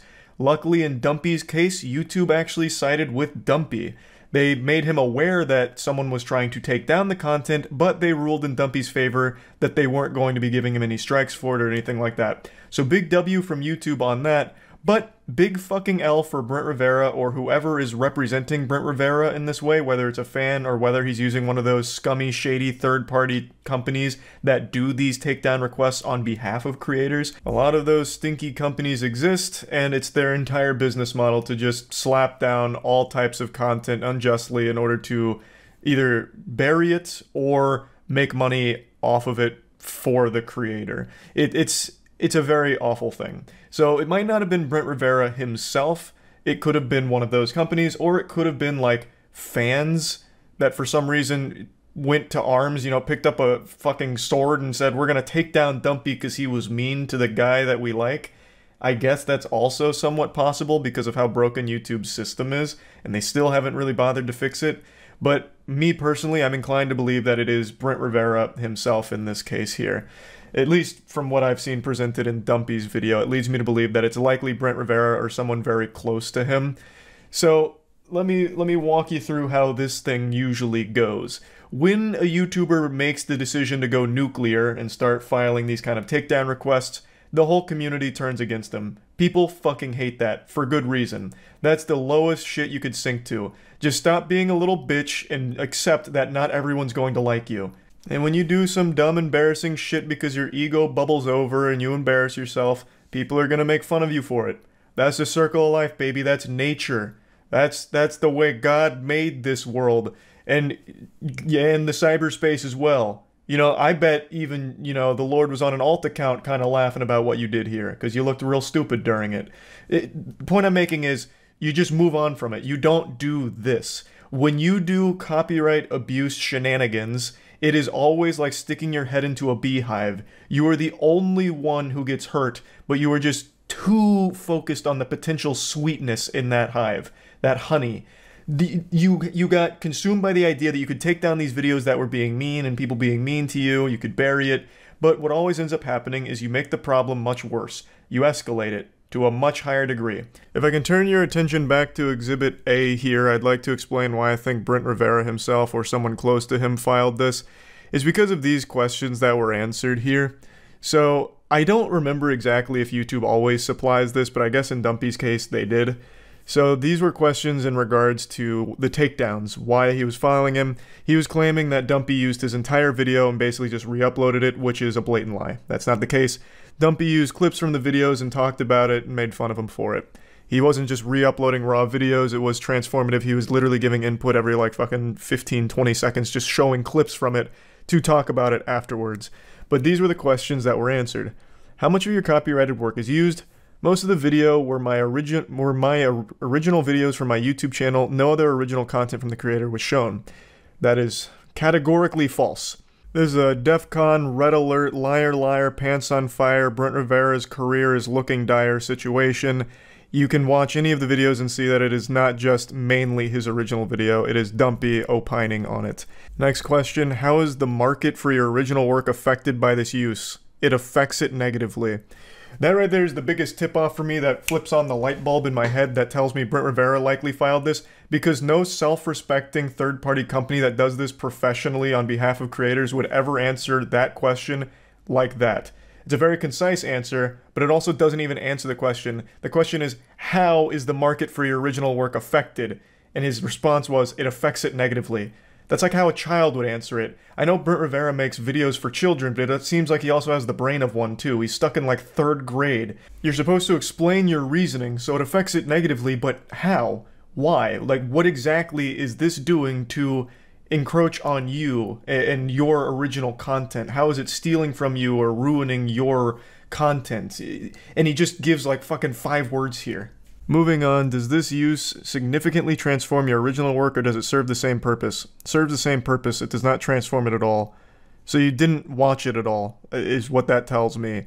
Because how the fuck could it serve the same purpose? It's the exact opposite purpose. The purpose of your original video is to entertain kids. The purpose of Dumpy's video was to take a shit on you. And that's it, like making fun of you for the entertainment. Unless you are saying that the content you make, you are also supposed to be the butt of the joke of, though that I don't think is the case. It doesn't serve the same purpose, not even fucking close. And the fact that he's saying it doesn't transform it at all tells me he didn't watch it, because it is mainly Dumpy talking about him and using some clips to back up his claims. Does this use fall into an exception to copyright protection? Please note that we may share your response with the uploader. No, it isn't fair use since the uploaded did not adjust the content at all and is most of his video. Again, this is structured like a literal child on a fucking 4th grade English assignment here.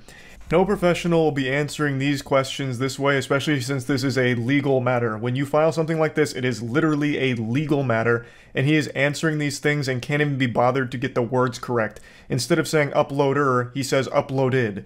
Like, this is very poorly put together, and it is very wrong. This is the very definition of fair use. He's not using your full video, A, and B, he is using clips in order to provide commentary and critique, and he dunks on you, showing the clips to enforce his points and talk about his points with. So it's just wrong on every possible level, and he filled this out in like 3 seconds. Like, he gave the quickest answers possible as if he was trying to just scribble his way through a test in school, like a quick quiz. It is poorly done, very haphazardly thrown together. It seemed like he was very much in his feelings and tried to take down the content that was making him upset, and now you look like an absolute fool and you've ruined your reputation even further, Brent. If such a thing was even possible. Somehow your audience of children are actually being aware of this now, which is the last thing I imagine you wanted to happen with the drama. You're just doing all of the wrong things here. You fucked up, you should have just moved on from it, apologized for it, and been done with it. You made a terrible response to this whole thing, trying to give context to it, where even in that you make yourself look stupid. Like, you played this terribly, you played yourself, and you look dumb. Luckily, Dumpy's channel I don't think is going to get deleted or get in any hot water from this situation, so that's good, but it is really frustrating to see yet another big creator like Brent Rivera try and bully people around by abusing the copyright systems on the platform that have been broken for a long time. That's always going to be a big fuck you from me for people that do that, so very awful shit, Brent, or whoever is representing Brent here. That's about it. See ya. It's that time again, that special time of year where EDP tries to make a comeback and find a platform that doesn't immediately ban him for what he's done in his past. It's become an annual tradition now on the internet.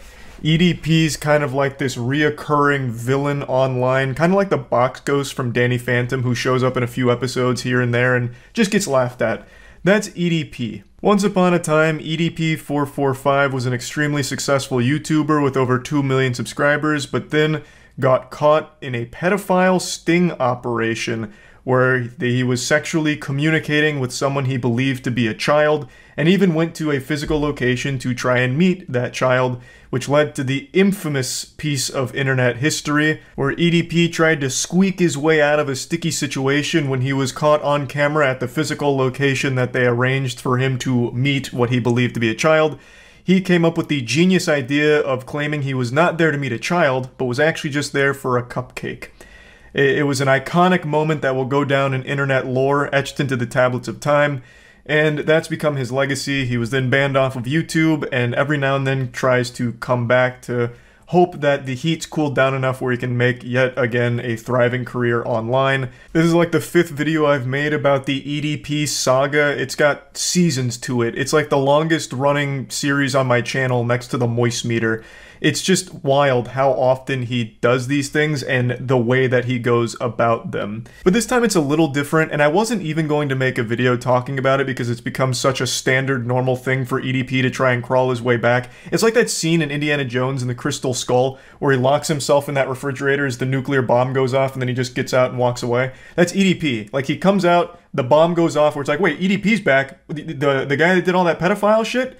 And then he gets banned, he puts himself in the refrigerator, dodging all the nukes, and then comes back another time to try again on another platform. It's been like that for 2 years. He has streamed, he's made content on every platform imaginable. He's probably made a couple videos at your local university's goddamn book club. Like, he is going everywhere to try and make money again online, and it hasn't worked until over the last month on TikTok. Over the last month on TikTok, he made yet another account, and this time he hasn't been banned. In fact, he has over 730,000 followers right now and actively live streams on there to great success. But unfortunately, it seems like this success may have brought out the kitty diddling demon from within EDP once more. He has been accused of grooming a minor. Who could have seen that coming if it's true? You know, shocker. This guy has a history with evidence of him talking sexually to underage fans of his from back in the day, being very inappropriate with them, and then in the most recent one that cost him his whole career, literally saying sexual things about what he'd want to do to someone that he believed was a child, having these sexually charged conversations, sending a picture of his cock, sending a picture of his poop in a toilet bowl, the actual pioneer of shit pics. Like, who could have possibly imagined that on a platform predominantly used by children, he would then once again potentially communicate with children? You knew what he looked like, right? Yeah. I was just really trolling him. Like, in the group chat, like when we made that group chat, we were literally just trolling him. And like, he just took it too damn far. Like, he started like personally like DMing me and like saying he fell for it again. Fly me out, and he's gonna like nut in me and shit. So on here it says, "Don't let anyone ever tell you you aren't beautiful, not even me. You deserve the best. Trust me, if I was in Louisiana, it'd be a beat down your door, smothering you with flowers and hugs. You just better prepare yourself because I'm showering you on the entire world." That's the corniest shit ever. This is part of a larger interview from this YouTube channel, Master at Work, and I'll be honest, I've finished watching it, but I'm still a little confused on the specifics of exactly what happened here. The best I can piece together is the girl in the interview was trolling EDP. They had like a group chat together, and while she was underage was talking to EDP, but then she turned of age, she turned 18, and then EDP got more sexual with their conversations or something like that. I'm not entirely sure on the exact timeline of everything that happened or anything, but overall, it still seems like a very weird situation, at the very least. Assuming, of course, it's all true. There's not 100% irrefutable evidence at the moment here, and I'm sure EDP will latch onto that, claiming that it's all just fake haters trying to bring him down. Because even to this day, he doesn't really acknowledge what happened and what cost him his career. Though on TikTok, he did make a video taking a slow bite of a cupcake, which is the closest he's come to talking about it, and it's really weird that he still leans in to the pedophile stuff. Like, he knows the cupcake is associated with him trying to go to the physical location where he was talking about having sex with someone he believed was a kid, and yet he will openly eat a cupcake, thus tipping his hat to it. He's trying, like, for this level of self-awareness, like, yeah, you guys all know about the pedophile past, So here's that. And now let's talk about the Eagles. It's just so fucking weird. But yeah, I really didn't want to mention EDP again going forward since it's such a normal thing that happens now, like a little natural disaster that blows through with EDP making an account and trying to get popular again somewhere. And somehow it usually works out for him for a brief moment of time where he'll get a lot of followers in a short amount of time, like he has on TikTok. The guy's like a tardigrade, or as you might know it, a water bear, which is like this tiny little micro animal that can survive pretty much everywhere. In a volcano, in space even. Like, somehow EDP always just comes back and tries to find some place to live on the internet no matter how hard the internet tries to push him away. The tenacity is unreal. But yeah, the reason I was talking about it today is because of the accusations that now came out against him, which isn't a surprising thing if all of those accusations are proven true, given his history and his repeated pattern of inappropriately talking to children. The fact that he is now huge on TikTok, which is a platform that is predominantly a child audience, it isn't surprising that he would once again go back to that pattern of behavior that he's demonstrated while he was on YouTube. So yeah, that's the EDP annual update, and that's about it.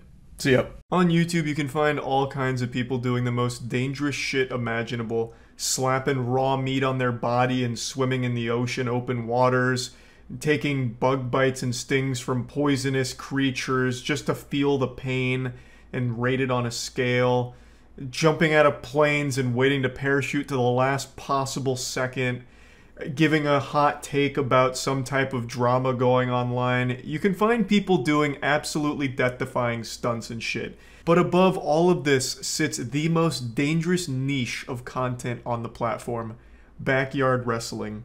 There are so many channels that I've found that have like less than 100 subscribers that are doing these backyard wrestling events where they are just beating the shit out of each other for real. Now, of course, everyone knows that, you know, WWE, AEW, it's sports entertainment. It is wrestling entertainment.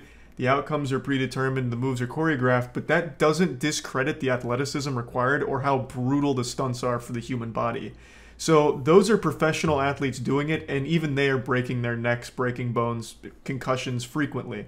So you take that kind of activity and bring it to people that can't even spell their own name, and you get a fucking disaster. For anyone that grew up in the 90s, you probably remember just how crazy backyard wrestling was. You had extreme backyard wrestling like the CZW, which I believe stood for Combat Zone Wrestling, where they were taking real barbed wire bats and just actually annihilating each other with them. I watched one where a guy took a weed whacker to someone's stomach and split his stomach open. Like, you know, breaking beer bottles on each other's heads. Backyard wrestling was about as wild and wacky as it could get. And while it's not as popular now as it was back then, it still is a pretty popular niche on YouTube in terms of how many backyard wrestling organizations there are. And I'm using the term organizations lightly because these aren't like official entities or anything like that. It's like three brothers and one of their friends who set up a kiddie pool in their backyard and start hitting each other with mailboxes and call it the fucking South Alabama Home for Badassery Wrestling Federation or something like that. But there's so many of them that do that, and they do it for real. They actually just start brutalizing each other. It goes insano style. And there's one channel in particular I want to talk about and show today. A channel where the wrestlers are, without exaggeration, risking their lives for YouTube views and wrestling fame. To die in the ring and be sent straight to the wrestling Valhalla. It's called POR Wrestling. Profits of Regret, I believe is what it stands for. Maybe it stands for probably overdosed right now wrestling. Actually, if that was it, it would actually be porn. I didn't even plan that, but what a beautiful coincidence. But the thing is, these wrestlers are risking everything. All to an audience of 7,000 subscribers they've built up over the course of, I believe, 5 years. So they're getting roughly 1,000 subscribers and some change per year for this level of danger. It seems not worth it if you ask me, but they just fucking love it. It's an extreme sport, extreme entertainment sport activity. They call it POR stunts, and they got into wrestling. And I'd like to show you the clip that I found initially from them that blew me away and actually scared me. I still think about it from time to time. Just lit it on fire. Ladies and gentlemen, what is this? Holy crap! He just blasted Jamal the wizard with a flaming. He just blasted the wizard. Oh my gosh, Jamal's out of it, ladies and gentlemen. Holy shit! Holy shit! Oh my god! Oh my god! Out of nowhere, a car just slammed into Jamal the wizard. Holy crap! Jamal is. Yeah, this dude just gets absolutely blasted by a speeding vehicle going 20+ miles per hour. And there's no smoke and mirrors here. The man just actually takes a full-blown hit from a vehicle. Now, of course, the guy in front, the one that hit him with the flaming bamboo stick, he wanted no part of it. So you could see him try and like pretend like he got hit. So he like jumps out of the way and like flops on the floor like a fish. I think what was supposed to happen is they both get hit by the car. But at the last second, this guy's like, this dude just put a brick on the accelerator. I'm getting nowhere near it. So he gets out of the way and jumps. But the other guy commits to it. He's like, you know what? If I'm going out doing what I love. So he takes a full hit from a car. No safety equipment or anything. Now, of course, him getting hit with the flaming bamboo stick wasn't real. He didn't, like, fully hit him with it or anything like that. But all of the blood on his face is, because the match prior to this was using sharp objects and shit. So it's about as real as it can get while still being, like, loosely rehearsed. But I'm pretty sure him taking a direct hit from a fucking time-traveling DeLorean going 88 miles per hour was probably done on the first take here without any prior rehearsal for it. He probably just signed up on a whim saying, fuck it. Yeah, you can hit me with a car, that's fine. After he just finished butt-chugging 5 moonshines in his bathtub. And, you know, they did it live. They really did go for it and pulled it off. Oh my god, James, this is the craziest thing I've seen in wrestling. Is he even alive? Oh my god. Oh my god. Look who it is. We should have freaking known. JJ Escobar just ran Jamal over with a car. What the hell is he doing in here? What in the world? I know Jamal and JJ. Look at the carnage. They show a replay on the Jumbotron, but I'm not going to show that. It is a very real hit that he takes. I'm pretty sure he was okay based on what I've read. However, he did not return to POR wrestling from what I've seen. His name was Jamal the Wizard, and I think he retired after this. Whether or not that was by his own choice or highly recommended by his doctors. I don't think he is still competing. I haven't seen him return, and from what I've read, he was okay from this incident, but just didn't want to continue in the league, which I think is understandable. When you take a hit from a car like this for, what is 11,000 views on YouTube, whatever this was, it's probably one of those things where you have to weigh the pros and cons, like, is it worth it? Maybe not.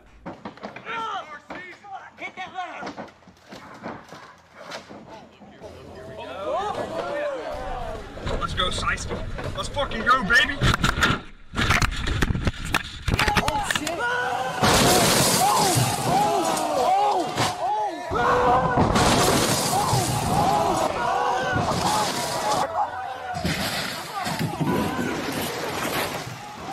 Yep, this is another very real stunt involving a speeding vehicle. This one looks like it's pushing like fucking 40-50 miles per hour here. This bad boy was zooming, and it blasts through a camper and crashes into like a garage in the back or something. It looks like a scene out of the Dukes of Hazzard.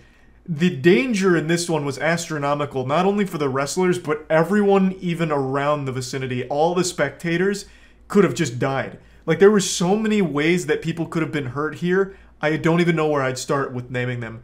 It could have shot glass and debris at the crowd, which I'm sure it did, but they don't care. You know, they're probably so fucking drunk they didn't even feel it. You know, hey, Grandpappy, you got a piece of that window lodged in your oblique. You alright? He's like, yeah, I don't feel it. It's fine. Let's see what's happening over here with the wrestlers. He might get a 3 count on this pin. And speaking of the wrestlers, the dude hits him with like this crazy atomic power bomb through 2 tables and 12 light tubes. And I believe those are real light tubes. They're not using sugar glass or anything like that. As far as I know, they're using like actual light tube fluorescent lights. So the little glass there. And it knocks the guy out. He ends up unconscious and bleeding. And he does get the 3 count, not to spoil the ending. So the guy with the mask wins. But it feels like everywhere that guy goes, it's like the GTA 5 Chaos mod, where cars are just shooting all over the place. It's fucking crazy. Another extremely dangerous stunt for so little views on YouTube. It just really feels like it's not worth that risk. But even as of today, they are still going and the danger is still there. They posted 3 weeks ago as of the time of me making this video, and they are still just as fucking extreme as ever from what I've been able to tell. It's wild. They do not let up. They have a passion for danger, and my God, nothing's gonna stop them from it. I still can't even believe the level of stunts that they do here, because it's not just like a life or death situation for the people involved in the actual, you know, extreme entertainment showcase. It's anyone around them. That car could have absolutely, while speeding at the camper, taken a bad swerve by hitting like a slick in the mud there, or hitting something and swerving into the crowd and just hitting them like bowling pins. There's just so much that could have went wrong there, and they just said, fuck it, let it ride anyway. But yeah, I just wanted to briefly talk about this because I started thinking about backyard wrestling again. Because, I mean, growing up, I used to be a fan of it. I used to watch a lot of it. I even had the old Xbox game, Backyard Wrestling. It was fun. And somehow it's still around and probably more extreme now than ever, maybe. I don't know. It's kind of a bold claim to make. But it is wild, and I just wanted to talk about it a little bit. That's about it. See ya.